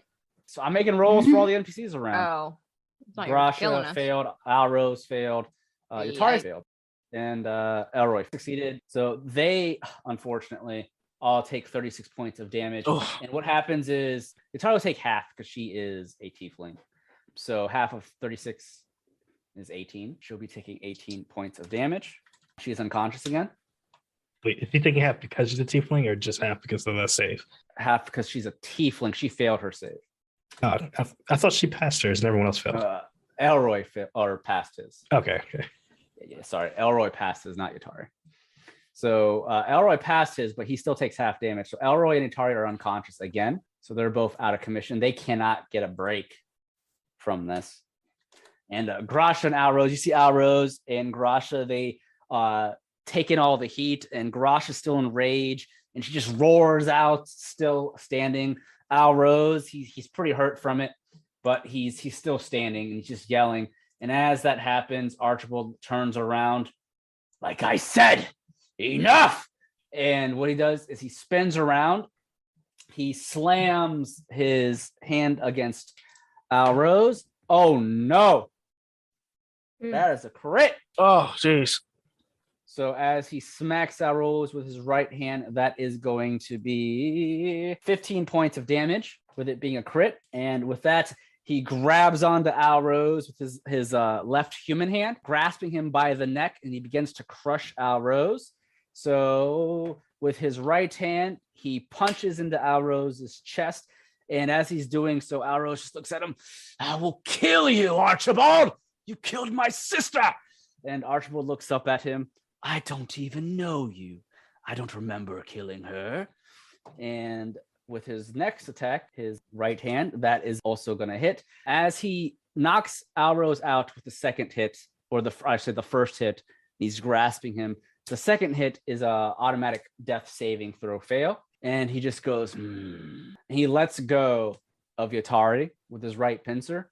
And he slams his right pincer into Rose with an advantage. And that is going to hit. All right. And that's not going to do damage. That's another automatic failed saving throw. Oh my goodness. And he lets go of Elroy. And he swings with advantage. And that. Okay. So this is what happens here. So he quickly lets go of Yatari and Elroy, dropping them to the ground. And as Alrose is now being held by both of Archibald's human hands, as he's choking him out, you can see he lifts him up as he falls unconscious. And his pincer goes and it stabs Alrose through the chest. And Alrose just begins to cough out blood. And you see the pincer just bursts through the back of his back. Oh, Jesus. And Alley-oop! Alrose, he unfortunately is dead. Ah. That's three failed death saving throws. I didn't even. You just like murdered him in cold He blood. hates did. them there. Made us sit there and listen to you do it step by Step step. by step, walking the stood. So basically, you just see Alrose say, "You'll pay for my sister's death," and he just goes, "I don't even know you, I don't even know. or who you remember are." killing your sister." Damn. And you see the pincer; it just slowly goes through Alrose's chest as he's attempting to fight back. And you just see, unfortunately, the fireball just did way too much damage to him. He's weakened, and it goes through his chest, instantly killing Alrose. And Alrose's arms go limp, hanging there, as he is now being thrown to the side onto the dance floor. Alrose is dead. Oh, man. Man. All right, with that, Avira sees this, and she quickly rushes forward with her blade, and she is going to stab up at him with it. And she actually hits, and as she hits, that's going to be 12 points of damage. And as it does so, he just hisses out, "Ah! That stings! It hurts! What is it?" And that is her turn. She's not going to say anything or tell him what it is. Nomu, what are you doing? Nomu grips his great sword hard as hell. He's going to use his limit break. Something he's been saving up. You hear this. And, he's going to retrace. He's going to reapply his blade ward. And he's going to start attacking. He's just swinging. All right, you have advantage still. 21 will hit. Oh, I get to re-roll that 1 on that attack. So give me a second. All right. That's a 2. So 11 points of damage on your first attack. Yep. And extra attack. He's bringing it around. He's doing a cross slash. All right, 23. He's using his action surge. So he's going in for another attack. All right. Extra attack. Going in. Oh my god. Right. You gotta avenge our boy. That was fucked up. So 11, 14, and 11. Yep. You've done a total of 22 plus the 14. So that's a 36 points of slashing damage with magical. So that all goes through. Nomu has murder in his eyes. He's no longer the Nomu you knew. He's just this berserk hunk or husk. Nomu the monster. No, he's just the monstrous. The monstrous. Yeah. So it all goes through. And as you do so, you're randomly slashing. You're able to cut off his left pincer arm. And he just roars out. "Ah!" He says And nothing. His left pincer arm is on the ground. Damien, what are you doing? I know I'm not doing the most, but I'm gonna fucking try. Fuck it. All right, so you have advantage. Oh my god, 2 crits! Woo! The dice tell the story. It knows you guys are mad for Alrose's death. Yes. That's 2 crits. Piss That's off. 2 crits. Damn. That's what I'm telling you. The dice know the story. Yep. 26 points of damage, but halved. Yeah, the Right. rapier will be 18 points, half. So that's going to be 9 plus your dagger of 8. Oh, wait, that's double. Wait a minute. 1 second. Oh, sorry. Add in 1d6 of fire damage. I know it ain't nothing, but Right. I want everything. Every one drop. additional damage Yep. then. Yeah, 1 HP can mean life or death for somebody. Yep. All right, so yeah, both your crits go off with your sneak attack damage. So that is the 18 plus the 8, and then the 11 points of sneaking damage. So that will be halved. But your sneak attack, I don't think sneak attack damage is considered. Okay, so it's not going to be halved, but your 2 crits are halved. All right, so you did a decent amount of damage there. Nice. Anything else, Damien? Nice. I'm gonna give Edeyar advantage. All right, it's now the NPC's turn. Yatari and Elroy make death saving throws. Elroy failed. Yatari failed. That's 1 fail for each of them. And Garasha, she and Rogar are going to be swinging like mad. Rogar and Garasha see arrows being killed, and they both go into like a rage as well. And they begin to just keep slashing at this dude. Rogar hits with 2. Garasha hits with both as well. So as they do so, you can see they are cutting into Archibald quite a bit. Blood is gushing out of his body now. And Yaito gets up and he's going to shoot. The magic, unfortunately, is not able to hit. Edeyar, it's your turn. What are you doing? Edeyar is going to repeat the same thing, except for he's going to cast Guiding Bolt at level 2 this time because I'm at a level 1 spell slot. With advantage, it'll be 26. All right, 26. And it'll be 46 plus 7 plus 7. Actually, it'll be 5d6, so 1 more. All right, so that is, wait, what is that? That's It'll be 31 radiant damage. All right, so 31 radiant damage goes through. And as it does so, Archibald drops to a knee because that all goes through. Ugh! Damn it! I need more power! No. Get them bodies. Somebody burn them bodies.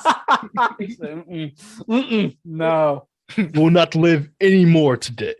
This is the last one. Isundra! Eldritch blast those bodies. And the next deck has advantage. All right. Isundra, Do it's a new something. round. What are you doing?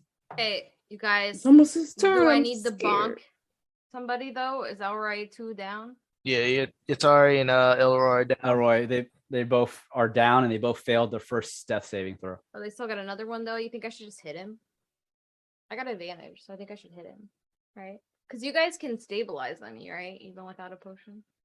If you use your action to help them to stabilize them, yeah, you could. Roll a medicine check, I guess. I would spare the dying, though. All right. Well, they still got 2 chances, so. But getting there would be an issue for me. We'll see what happens.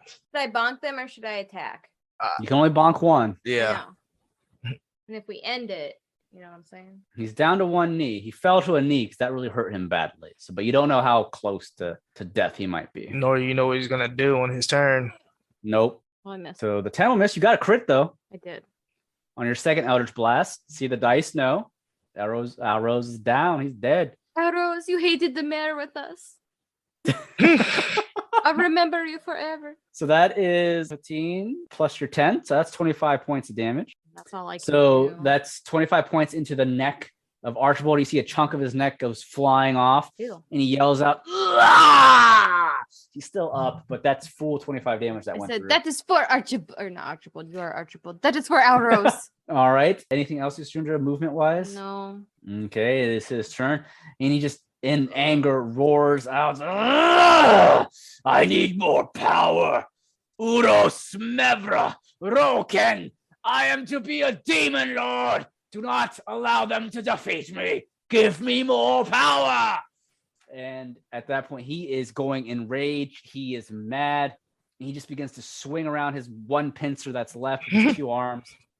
Because remember, Nomu cut off one of his arms, his left pincer, and he swings around ravagely. And as he does so, he just slams. All right, so let's make.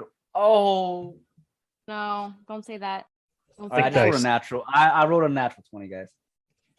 So Hit Nomu. no. Okay, so I'm gonna go and make another roll. So this one's gonna hit, and then his second attack. Ooh, that was almost another 20. It does not. Oh It's my not a God, 20. you're disgusting. Okay. So, okay. I like the way you said that. All right. So Rogar, he's going to take damage from the second hit. Rogar swings his greatsword to try and get another hit with Nomu, and that damage is going to deal Rogar. That is going to be 16 points of damage. Ooh.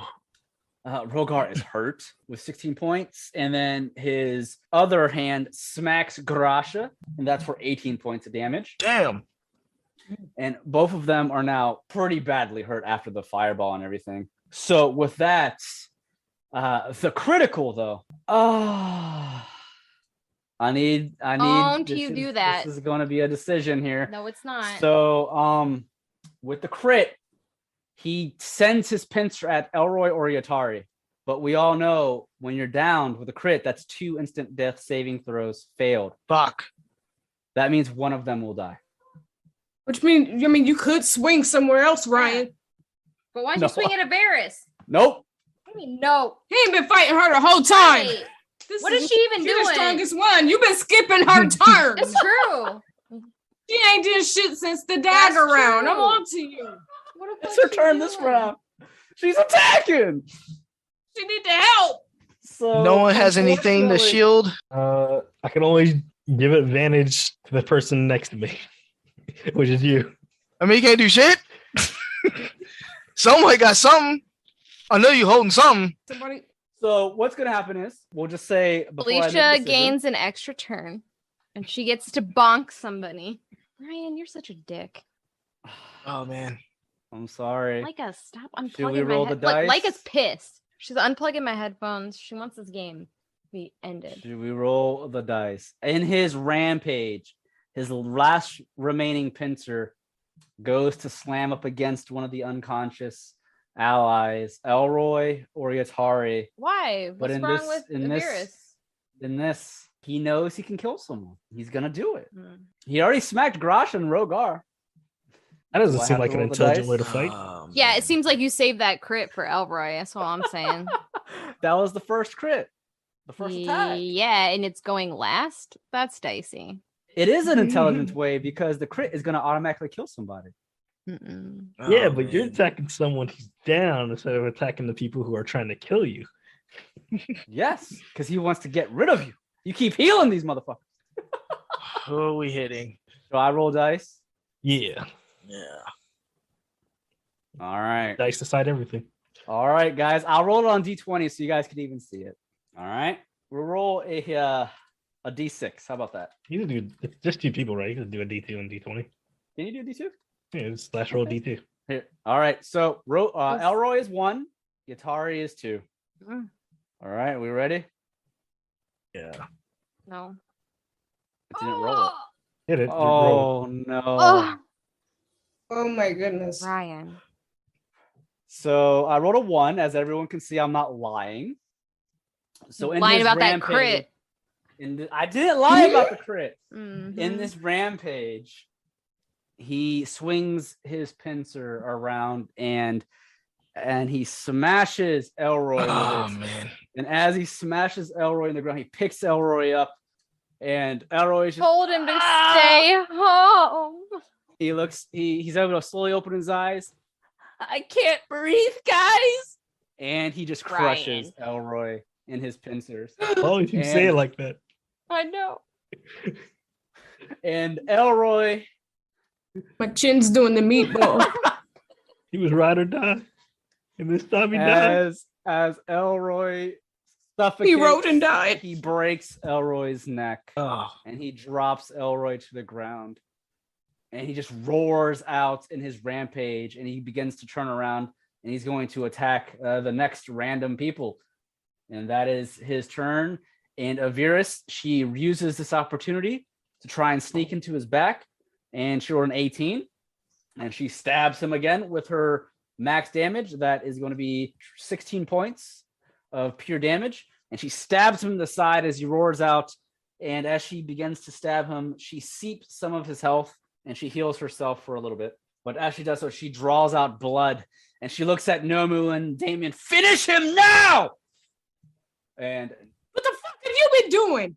Starboard and Alrose, Elroy, we're losing soldiers left and right. They're dropping like flies. And what the fuck are you doing? You're the strongest person in this room. This was your idea. You need to do more. All right, and she looks at Damien. I have been, you fool! Finish him now while my short sword's in him. I don't even have magic. Nomu, it is now your turn. You can see Aviris is leaning up against Archibald with her dragon tooth or dragon fang short sword piercing his side. She's yelling at you guys to kill this motherfucker. What are you doing, Nomu? You can see Elroy. He has his neck crushed. He is lying there lifeless along with Alrose. What are you doing? Nomu, in his wordless rage, he has tears in his eyes. And he's just going to swing he's going to use his rage. He's going to reapply his blade ward. And he's just going to swing as hard as he can. You have advantage, so that's 26. And then he's going to bring the greatsword down vertically. That's another 26. So that's going to be double damage there for 29 points of damage. He'll take half. Or no, he'll take full damage because you have a magical sword. Yep. As you cut down, your great sword cuts off his left pincered arm, and he just roars out, not having both of his pincered arms any longer. You focus on me. And as that happens, he roars out, dropping to his second knee at this point. All right. Nomu, I think that's all you got, right? Yeah. Damien, what are you doing? His back is to me. Yes. And so I'm going to do what I do best and stab him in the fucking back. I'm going to X Factor him in the back. X Factor with an advantage because your allies are all around him. So that's a 20 and a critical. Very nice. So 13 stick attack damage. Your crit. Did you want to crit with your dagger or your short sword of Flame's Kiss? Oh, no, we could do the short sword without the fire damage. Okay. So your rapier does 5 piercing, your stick attack does 13, and your crit for your short sword will be the that's a shitload there. Okay, so all right, so you stab him into his back with all of your weapons, and as you do so with Aviris's short sword in him, you can feel your weapons go through his armored defenses, and even though he's resistant to your damage, it just feels like you're able to deal more damage. You're able to sink your weapons deeper into him, and he roars out from behind in pain. Damien's pushing so hard. His grip on his hilt is slipping. Veins are popping out of his forehead. His teeth are being grinded. I mean, he's really trying to destroy him. He is pissed. So with that, as you're doing, so you can see his body, since you're right up on him, it's somewhat beginning to shift back to normal. Because of this, he's weakening, but he's not dead. And NPCs at this point, Tara has to make a death saving throw. That's a 5. She failed. She's got 1 more left. Damn it. Or she dies. Rogar, he is really hurt. I'm gonna give a advantage. Edeyar, do you want it, or should I give it to I have him? one more bonk spell Yatari, left, so- Sandra needs a bonk fucking Yatari. Yeah, I'm a bonk. Yeah, you can give it to me because I got Okay. one more spell left. Okay. You just see Rogar. He is pissed. And he just goes, "You killed my friend, my little friend. You will pay." And he just swings his great sword down as hard as he can. Ooh, that's a 19. And that's a 4. So the second one won't hit. He's able to deal 11 points of damage. And what happens is he cuts off the left human arm with his great sword. And Grasha, at this point, she's swinging as well. That's going to be 1 hit. And she's only able to do 8 points of damage. Unfortunately, she's not cut off the last remaining arm, but she does cut into his neck. You can see part of his neck is beginning to, it's chopped off. Part of it, a piece of his neck is now missing. With that, Yaito, he can't believe what's going on. And he's just in anger. He's just going to shoot because he doesn't have any more spell slots. So he's just going to shoot his cantrips out. So he just shoots flaming tigers out. Both will hit for... That's 20 fire damage right there. Nice. But he'll only take half, obviously. So 10 points of damage. You see, instead of shooting these firebirds, he shoots out 2 fire tigers. They roar out and crash into him. And Edeyar, it's now your turn. You can see at this point, Archibald's, no, not today. I have come so far. I will not fail. Give me more power. Today is the day you will fail. You shall exist no more. Edeyar goes in for his last level 2 guiding bolt. Advantage. Okay. All right, so that's a 25. That will hit. Nice. Damn! There it is. Okay, so that's 36 points, or no, 32 points of damage. Demon burn! So with 32 points of damage, you can see the radiant begins to engulf Archibald, and with Avirus' short sword still in him, you can see his body continues to disintegrate slowly and slowly as he begins to form back into his human form. And at this point, Archibald's on both of his knees, both of his arms have been cut off. He's bleeding out. And this, you have defeated Archibald De Darkmore. At what cost? And with him on his knees now, he's bleeding out. He just looks over, and Avirus still has her short sword in his side. And he's just, no, impossible. No, do not forsake me, Aptaric evils. I did everything you demanded. Where is the power you promised me? And as he is doing so, and he's bleeding out, Avirus grabs onto his head, his hair, and she looks him in the face. Your gods are not here for you. They have forsaken you, Father. This is over. And you can see she takes her short sword and she just stabs him in the chest with it. And as she does so, the heart is pierced. And as she pierces his heart, she slowly pulls her short sword out, and Archibald's eyes go back into his head.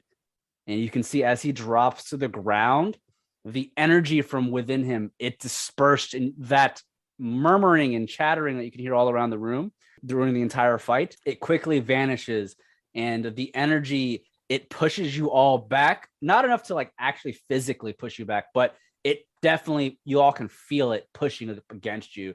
And his body soon just crumples to the ground, and it begins to disintegrate as the energy flows out of the room. And the demons all in the mansion, you don't know what's happening with them right now. You don't know if they're still there or not, but I'll explain that in the next time we discuss this. But you all have defeated Archibald De Darkmore. His body soon turns into ash, and he has not gotten he did not become the demon lord he wanted to become. And as that happens, Avirus lets out a long sigh, and she just sheathes the short sword, and she looks at the rest of you. It is done. What do you guys do? Wants to rush to Elroy and say, "No, Elroy, my buddy." Nomu is going to pick Damien. up Yutari and feed her a greater potion. He's picking her up like a babe in arms and feeding her a potion. All right. Grasha is going to slowly walk over towards Alrose, and she's going to lean down and close his eyes with a hand. Poor duckling. We could not save him. And Rogar is just going to look over at Elroy, and he begins to sniff a little bit. And he's trying to hold back some of his tears, and he just looks away.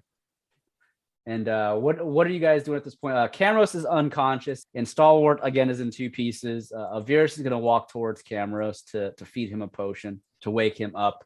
But as this goes on, you all just stand there in despair with the loss of two of your friends. We're all standing around Elroy. Poor Elrose is like, no one's really worried about him. I mean, he's sad, but Elroy's been with us for a while longer. I was checking on Atari to see if she's okay.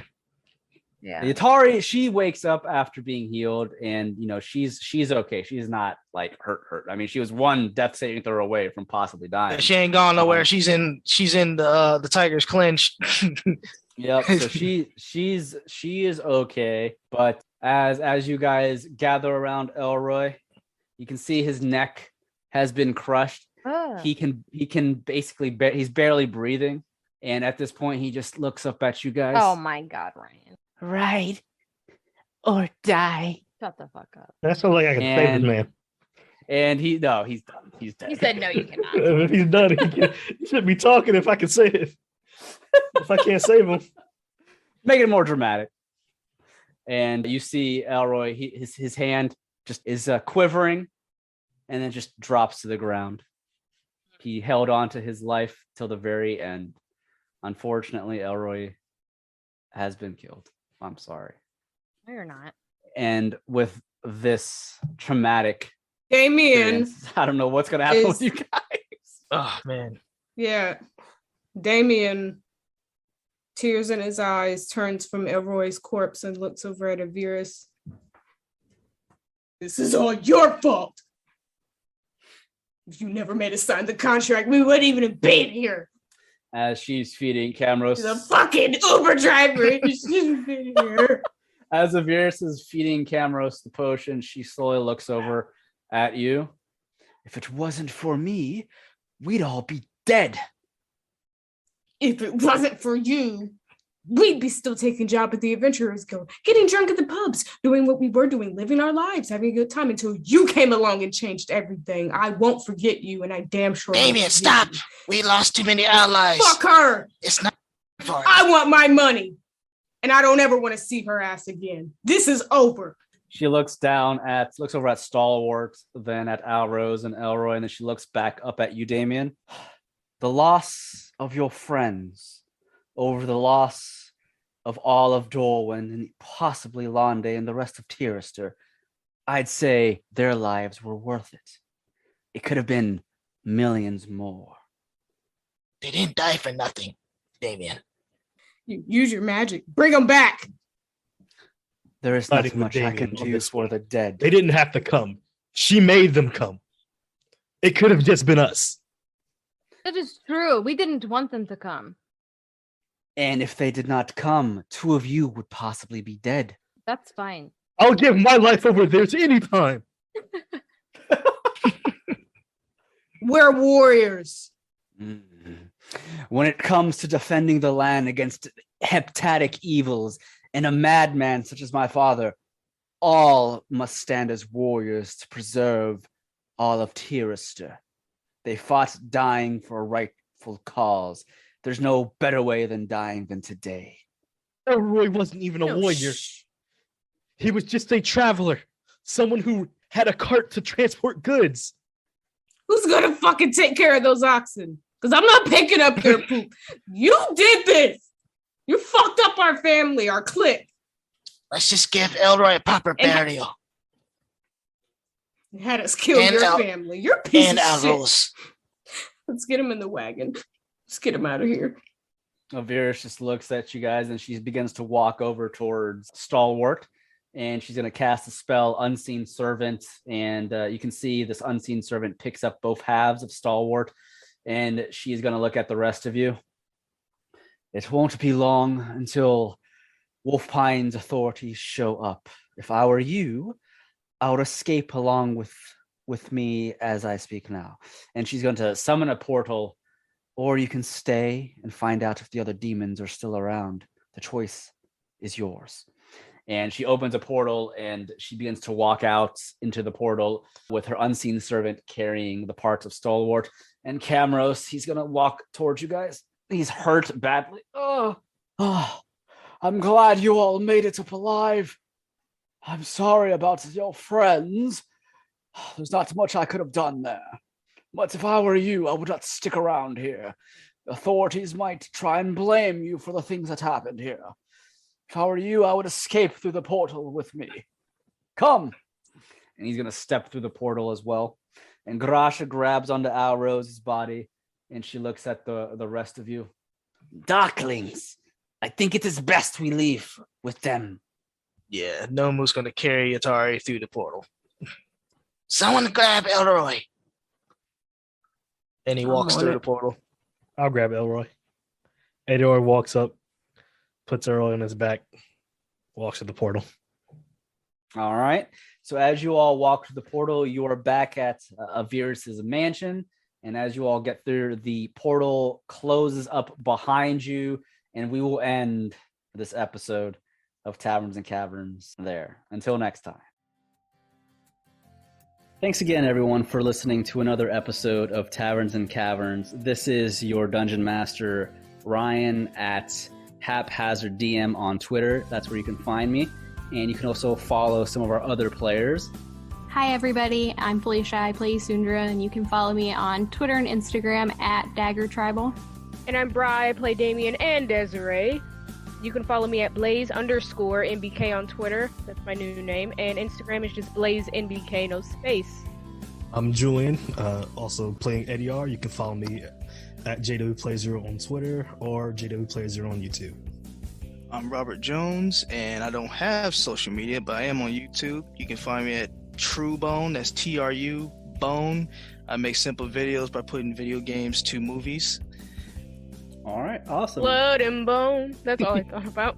That's our players. Again, thank you for listening, and you can follow us again on Twitter at Taverns Caverns.